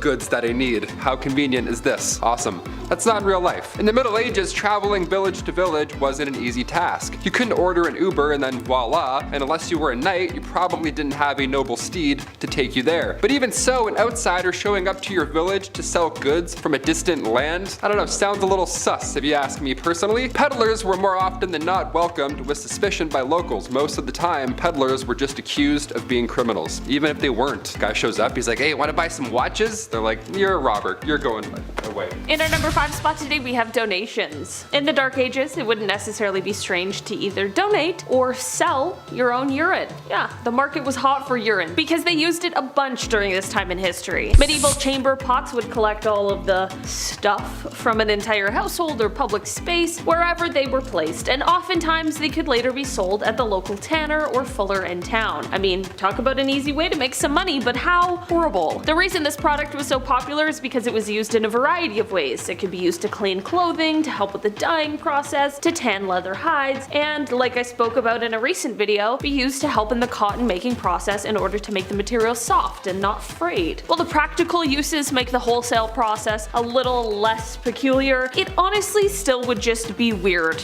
to have to sell your own pee or your neighbor's pee. Number 4, color coordinated. I get it, on Wednesdays we wear pink. It's nice to add a little color into your schedule at work, in the office. It's fun, sure, have at it. In medieval times, they were serious about their looks and colors. There was no around back then. Having rules about what colors and what type of clothing and hats you could wear, you named it. It was all based on your occupation or social level. Some colors were banned for certain professions. Imagine that. For example, imagine if you were a night worker, right? If I can say that, a woman, lady of the night. You weren't allowed to wear certain styles or colors. That's hilarious. Hey, welcome to Ontario. We don't wear jeans here. Got it? All right, now get in. 15th century English law banned knights or anybody below knights from wearing velvet, which is so random to me and so funny looking back now. Imagine that. And you may know this one, but purple was a fancy color back then. Purple has been associated with royalty even since the ancient world. Natural purple dye was rare, and medieval Europeans believed that mixing dyes was unnatural and diabolic. It was a no-no. So they were missing out on purple for quite a while because they didn't want to,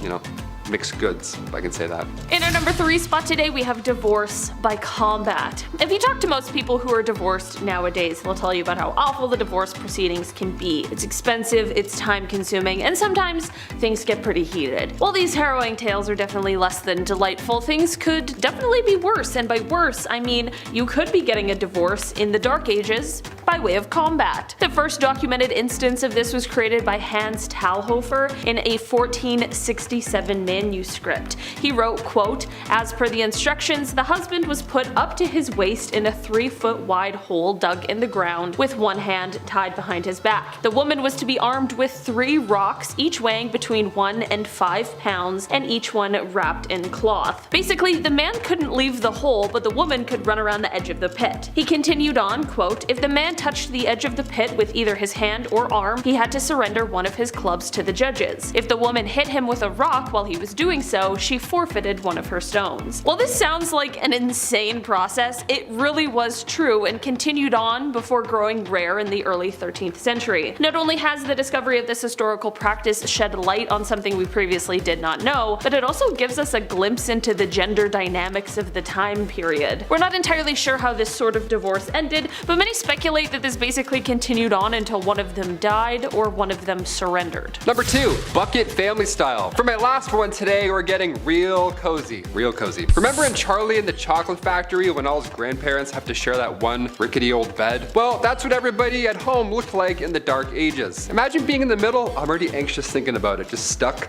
I mean, think about it though. Back then, space was so limited. Warmth is also a plus in those winter nights. And beds, they were massive. They were made of straw and wood. It was a whole thing. It was a whole situation. It's not like you could fit more than one of these in your home. No way, Jose. Even in the royal household, this was a common theme. King Richard I of England and King Philip II of France both had to sleep in the same bed as an act of diplomacy. Again, I would be so anxious and awkward there. I'd be like, oh, excuse me, Mr. King guy, you're snoring too loud. In our number 1 spot today, we have affairs of the court. If you know anything about marriage in the Dark Ages, you know that love was often not a part of it. To sort of piggyback off my last point, if you were in a loveless marriage, like most everyone else was in the time, but didn't want to go through the process of beating your spouse to a pulp or any of the other divorce methods at the time, you could instead turn to courtly love. This wasn't for the common household and instead was for members of the court, but it allowed the lords and ladies of the time to experience love and courtship despite what their marital status might be. Yeah, It was a place for married people to go and hook up. Well, not entirely. I mean, there of course were rules in place and society was very pious, so people weren't exactly hooking up. But it was a huge hit. People danced, they giggled, they flirted, and sometimes people could even be caught holding hands. One of the rules of courtly love just stated, marriage is no real excuse for not loving. Number 10. Saving your pee-pee. Back in the day, whole families, monasteries, and public meeting places would collect the pee-pee deposited in chamber pots throughout the day. Yummy! They would take the amassed forbidden lemonade and either donate it, or if they were feeling enterprising, they could sell the wee-wee to the town tanner or fuller. You see, the warm yellow liquid was used for the process of dyeing textiles and in the tanning of hides. Oh, and it was also used for cleaning clothes. Screw the smell of Tide and bounced dryer sheets, I'll take the smell of wetting the bed and Grandpa's favorite chair, thank you very much. Urine was also used by physicians at the time to tell the health of their patients. I do this too. You know when it's clear and you feel like you're the most hydrated guy around? It's nice. I definitely don't taste it like the physicians back then though, or Saul Goodman in season 5 of Better Call Saul.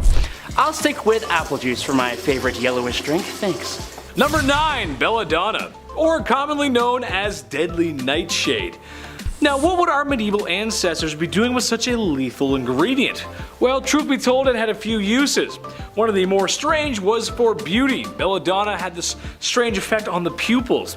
The consumption of belladonna through eye drops, or a liquid, would result in dilated pupils, which for a long time in Europe was considered to be very beautiful. At least, it was considered beautiful. I don't know if that really is. The trouble, well, it's poison. It's like if you were complimenting me on my summer-ready body. Except I told you my secret was drinking Drano. To my surprise, however, this is an ingredient you can find today in certain medicines combined with other ingredients. In small doses, it makes it not harmful. I thought it would be fun to talk about all the side effects as fast as I can. Dry mouth, dry skin, inability to sweat, muscle spasms, blurred vision, enlarged pupils, hallucinations, inability to urinate, talk to Adam, convulsions, seizures, coma, acid reflux, fever, rapid heartbeat, gastrointestinal infection, high blood pressure, constipation, and more urination problems. Adam's the guy you need to talk to for that. At number 8, day drinking. Day drinking is a thing. You know, when you're with the homies and you pour yourself a glass of sangria and take a walk around the neighborhood in the middle of the afternoon. Not saying I've ever done that. It's usually a once in a blue moon type of deal, but for people in the dark ages, day drinking was an everyday affair. Now, people back then weren't necessarily drinking at all hours of the day just to get plastered and stay plastered. It was actually for health reasons. You see, people tried to avoid drinking the water at all costs over fears of illness because the water just wasn't clean and wasn't safe to drink, so they turned to the next closest thing that they could drink, and that just so happened to be alcohol. Back then, it was common to drink large amounts of beer, cider, or wine, and it was common to be drunk all of the time. Thank God we can safely drink water now, because I don't think anyone could handle the hangover that came with all that heavy drinking. At number 7, no pleasure. The Dark Ages were heavily immersed in religion. In medieval Europe, they took Christianity very seriously and people followed the church very closely. The mission of people back then was to live a good Christian life and to not commit any sins, but one of those sins was a little unfortunate when you look back on it. Back then, any sexual acts that were meant for pleasure and not for procreation was considered a sin. That meant that sexy time was reserved for furthering the population, and that's it. And if you did anything recreational, you would be getting a one-way ticket to hell. Along those same lines, it was also believed that female domination was also a sin, and so the woman could not get on top, or again, straight to hell with her. One saint, Francesca Romana, was so afraid of experiencing pleasure when she slept with her husband that she literally burned her lady bits with hot fat so that it would make the experience as miserable as possible. That sounds horrible. At number 6, cemetery fun. What types of things do you guys like to do for fun? Do you play video games, or read, or maybe you watch Netflix, or YouTube? Huh? And where do you like to go for fun? Maybe the mall or to your friend's house? Well, if you lived in the Dark Ages in Europe, you would go to the place that everyone goes for fun, the cemetery. Yep, you're gonna go kiki it up with the corpses, and unfortunately they're not corpse husband, although corpse, if you're watching, hit me up. Thank you. Anyways, back in the Dark Ages, the cemetery was the place to be. It was considered to be the social hub of the community. Back then, people held theater performances, elections, trials, and even set up businesses in the cemetery because the graveyard shops were exempt from taxes. There was quite a lot going on in the cemetery, but it was almost the equivalent of going to the mall. But I want you guys to tell me if you would ever be like the people in the Dark Ages and just go to the cemetery for fun. At number 5, an eye for an eye. When it came to the legal process in medieval Europe, things weren't always fair. I mean, they tried women for being witches and prosecuted animals for various crimes. Their punishments were sometimes swift and just, and other times they weren't. People back then believed that when found guilty of a crime, there were worse punishments than losing a hand or something. As I mentioned a little earlier, they were quite fond of public humiliation, but they also believed in issuing fines and even kicking someone out of the community altogether. If someone was found guilty of a violent crime, then they would be subjected to punishment that would cause them pain as well, but not to teach them a lesson, but rather to brandish them so that they would be recognized as a person in the community who did that one thing to that one person, you know? Since these people were very religious, they also had to make up with God for whatever crime they committed as well, so usually that would involve fasting, and then it would be up to Sky Daddy to determine if further punishment was needed. At number 4, the king's evil. Being a king or queen in the Dark Ages might seem like a pretty cool job, but I don't really think it was. With the rivalries these people had, they were at risk of being assassinated in one way or another, they had to worry about their bloodlines, and of course the thing that everyone had to deal with, illness. Some kings, to help out their people, were tasked with healing an illness called the king's evil, and you're probably wondering, well, these kings weren't doctors, how did they cure illness? And to that I say, well, they touched it, of course.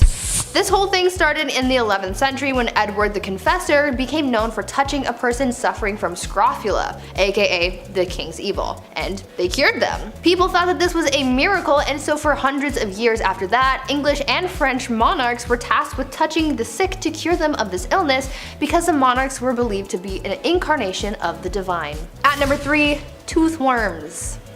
If you're one of those people who really hate going to the dentist, just be glad that you didn't have to go to the dentist during the Dark Ages, because that was an absolute nightmare and a half. Not only do they not have any proper medication or anesthetics, but you could also get the worst diagnosis your dentist could ever give you, and that was a diagnosis of an infection of tooth worms.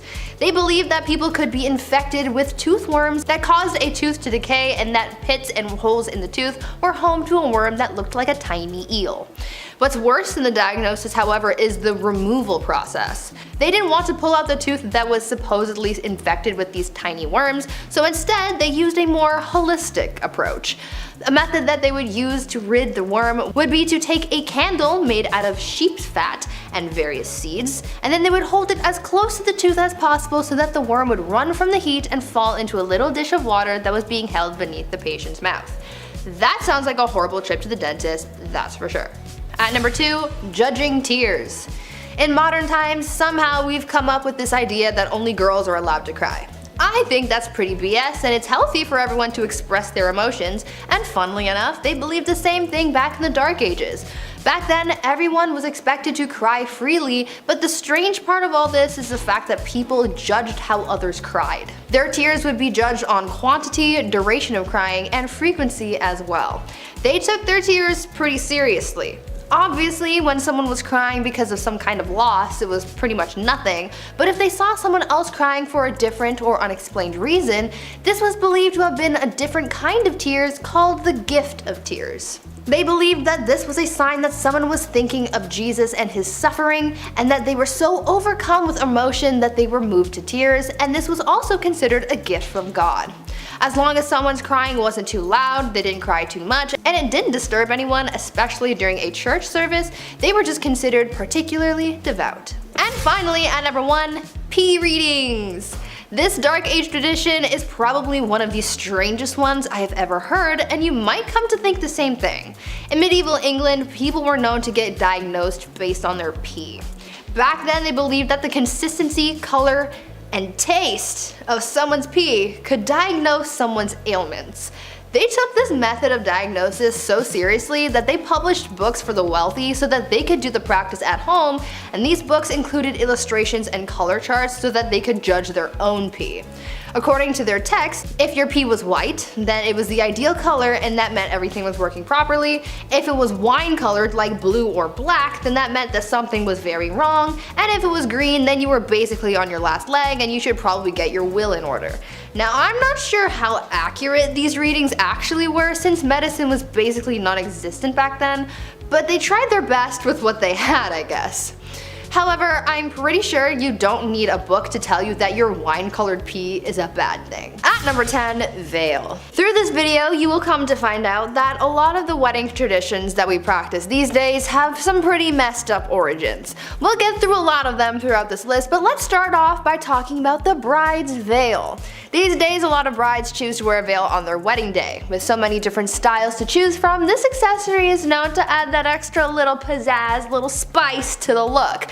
But throughout history, veils were used for different things, some of them being a tad bit messed up. Just a smidge. The rather obvious reason for brides to wear a veil back in the day had to do with religion and staying modest. But this hasn't been the only reason for veils. In ancient Rome, brides wore veils because it was believed to be effective at warding off evil spirits.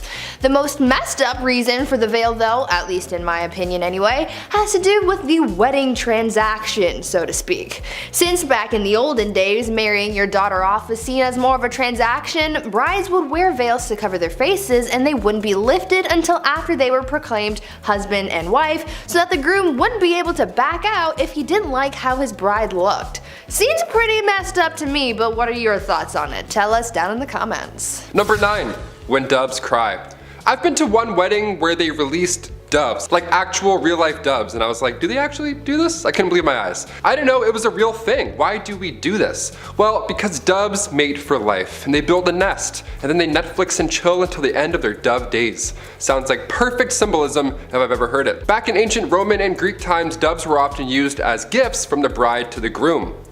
Pretty shitty gift if you ask me. Here's a bird that we now have to both take care of. The snow white ring-necked dove is used by magicians. They can't fly too well, they don't have a homing instinct, whereas rock doves, the ones commonly used in weddings that we see fly away over Nana's head, they have a homing instinct for hundreds of miles, so they're perfect for the gig. But they couldn't be released during foul weather and they needed 2 hours before the sun sets in order for them to fly home. The wedding band has less rules than the doves. That's amazing. Their rider is much smaller. If you were to catch one of these doves at a wedding, you were also allowed to keep it back in the day. Also, great hands. I don't know who's catching birds or why they want to keep it and put it in their pocket, but you do you. In our number 8 spot today, we have the bridal veil. There are a lot of historical wedding traditions that have to do with warding off evil spirits. People were really concerned about that back in the day. This is one of the major factors behind why the bridal veil was created. Back in Roman times, the veil was actually a red sheet called a flammeum, which was meant to look like fire so as to scare off any evil spirits that were lurking around. In Greece, the veil was often yellow for the same reason. Over time, the color changed, but the intent remained the same. It was worn as a sort of protection. In the end, another reason for the use of the veil was to assist in arranged marriages. What I mean by this is that back in the day, when marriage was simply more of a business exchange than anything, sometimes veils were used to hide the identity or appearance of the bride from the groom. Definitely not the most kind tradition there's ever been. In our number 7 spot today, we have wedding rings. Both wedding and engagement rings are common in our society today, but this practice has been around for quite some time, although it used to mean a very different thing. The tradition of wedding ring exchange can be traced back to ancient Rome, but it wasn't an exchange that happened between partners at the wedding ceremony, and was instead something that was given by Roman men to the father of the bride as a symbol of his purchase. This practice later evolved into the bride being given a gold ring that she would wear, which was meant to symbolize the fact that the groom had placed his trust in her. He was trusting her with his property. As for the reason we wear rings on our 4th finger, well, rings have been worn on many fingers throughout history, but the reason why this finger was chosen was because it was believed that the 4th finger held a vein that led to the heart, which in Latin was called the vena amoris, or the vein of love. In our number 6 spot today we have the bridal auction. Ancient Mesopotamia had a slew of rules and customs regarding marriage. There's one thing that the Roman historian Herodotus recorded quite well. While many of his stories are largely unreliable, this is one ancient wedding custom that has thankfully been lost to time. The bridal auction was exactly what it sounds like. It was an annual market where young, available women were auctioned off to be married. Those who were considered more beautiful were auctioned off first, and those who were deemed less desirable were auctioned after, along with a quote monetary compensation which was said to make up for their appearance. Harsh. Some of the most wealthy men in the area would come to the auction to find the most attractive girl possible, but even some of the men without a bunch of money came to bid a bit later in the game. In our number 5 spot today we have wedding baths. This is one of the most serious of all of the wedding traditions that were seen in ancient Greece, and it was a key part of the pre-wedding rituals for brides-to-be. This ritual bath involved water being carried in a special ceremonial vase called the lutrophore to the bride's chamber for this bathing practice. This ritual was actually so important to the people of the time that much of the time, should a young woman meet an untimely fate before being married, they would still perform this bathing ritual on the woman post-mortem. Sometimes they would even be buried with the ceremonial vase as well, even though they had never had the chance to marry. This ceremony was intended to purify the bride and also to enhance her ability to have children. It was seen as the most important milestone in a girl's journey from adolescence into adulthood. In our number 4 spot today we have courtly love. So we've discussed a bit about how medieval marriages were mostly about the transferring of wealth and land and really didn't have much, if anything, to do with love. This would obviously be a less than ideal way of living, so to make things a little more bearable, there was the practice of courtly love. This of course was for members of the court, and it allowed lords and ladies to experience love despite their marital status. This was actually a huge hit, and so many people became involved that there ended up being a list of rules posted, one of which included the rule, marriage is no real excuse for not loving. The courtly love saw people doing things such as dancing and giggling, and if they really wanted to get a little risque, they'd even hold hands. Sex, of course, was forbidden, however, because there are some boundaries while you're married, alright? It's just sad that people were in these loveless marriages and had to resort to things like this, all because they simply weren't allowed to marry for love. I am glad though that they were able to have some kind of freedom, I guess. In our number 3 spot today we have double consanguinity. Double consanguinity is the case that comes up when there is consanguinity from 2 sources, meaning some sort of familial relationship from 2 places. This was important in medieval times because it was common for 2 siblings in one royal family to marry 2 siblings from another royal family. The children of these couples would be considered double first cousins. They would be allowed to marry as first cousins, but they technically had an even closer biological relationship than first cousins did. This might be a little strange to a lot of us now, based on most of our ways of living and the law, but these rules were formed before the concept of genetic relationships and DNA was even known, so there of course would seemingly be nothing wrong with it during those times in history. In our number 2 spot today we have the Viking party. Okay, we've all been to a wedding before where we maybe got a little too loose, had a little too much fun, but let me tell you right now, no one did it like the Vikings. An important aspect of a Viking wedding ceremony was mead. It was a legal requirement for the bride and groom to drink a specially brewed bride ale together at the feast that took place after the wedding ceremony. It was an important step in making sure that the marriage was a binding one. The happy couple would need to ensure that there was at least a month's worth of ale ready for the wedding day, and it needed to be continually drunk throughout their honeymoon as well. The first serving of the bride ale was presented to the groom by his new wife in what was known as the loving cup. Before the groom takes his first sip, he would likely consecrate the ale to Thor by making the sign of a hammer over it, and a toast to Odin. Then he would sip the ale before passing the cup to his wife. She would then make a toast to Freya before having her sip, and then it was officially party time. In our number 1 spot today we have purity. Of course, women have been subject to the weird standards of purity for hundreds and hundreds of years, but it was so bad in the medieval times that it was very common for women to have to take a type of purity test in order to assure her new husband. We won't get into the multitude of reasons why that is both horrible and extremely bizarre because we would be here all day, but I will talk about this test that they felt necessary to do. For royals, the wedding night was usually watched by observers, which is very weird, but in an even weirder turn of events, after the marriage was consummated, it was normal for the sheets to be checked for blood. For people who were lower class, they didn't usually have observers, but there was apparently a rule for these couples that would allow the local ruler to have sex with the bride on her wedding night before the groom. But this is debated by some historians, and I truly hope that this one is actually untrue. Starting off in our number 10 spot, we have wards of the king.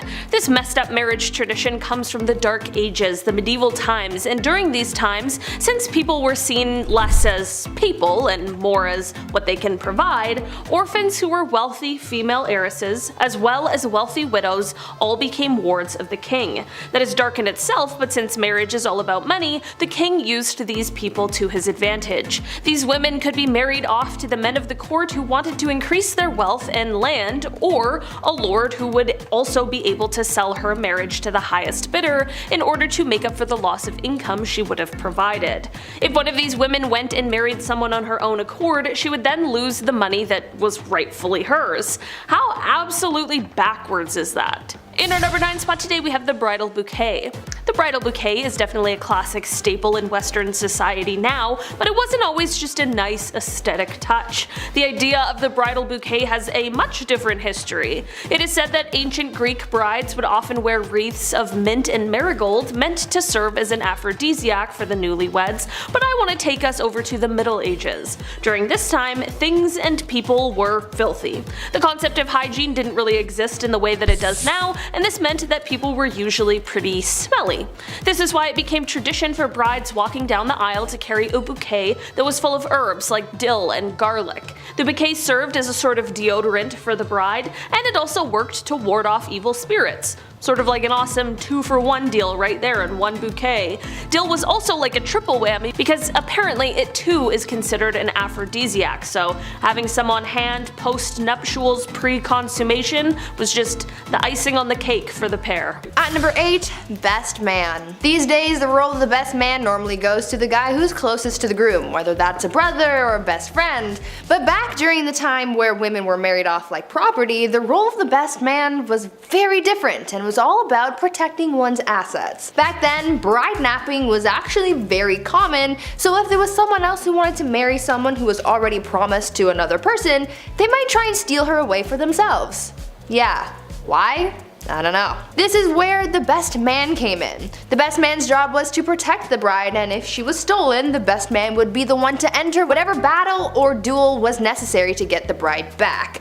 The best man was literally there to be the best fighter. The best man was also there to watch over the bride to make sure that she didn't try and make a run for it herself. They really said, try to derail this wedding and see what happens. Number 7, a June wedding. As we're counting down this list slowly but surely, you've probably begun fantasizing maybe about your own wedding one day.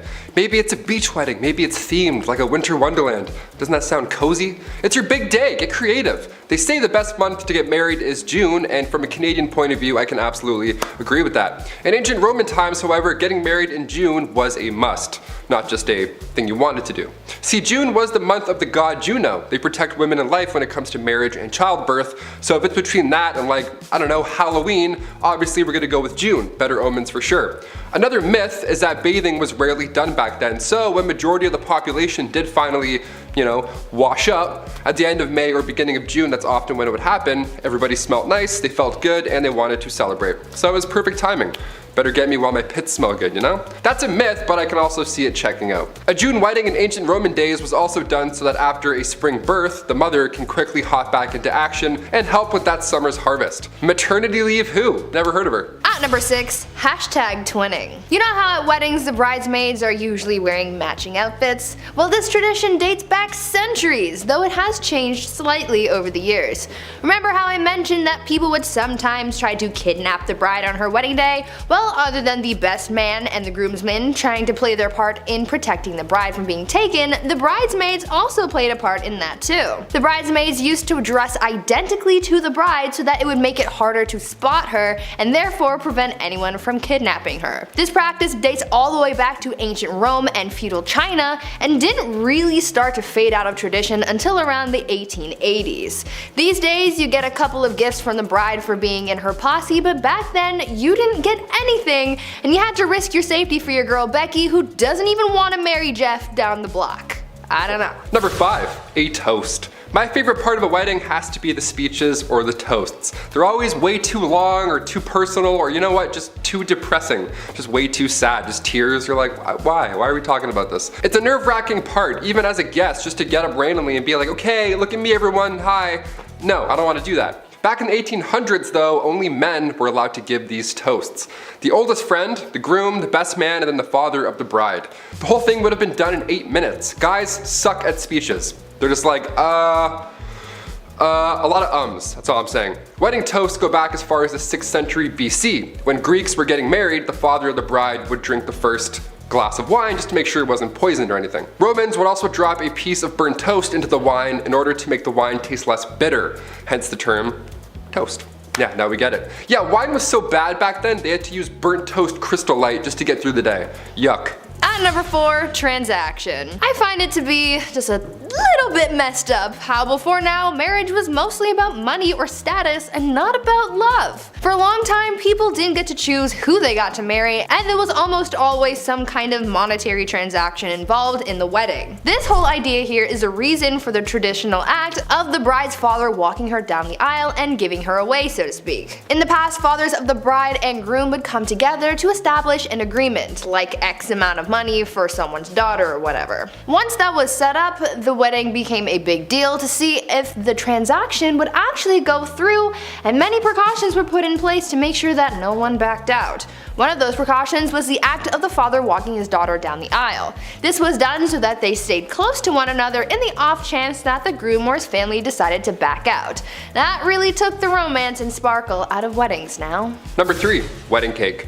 As the youngest of 3, I can confirm that we get away with the most. The youngest often do. The middle child is just plain ignored, and then the oldest, well, they usually have the most responsibility in the family.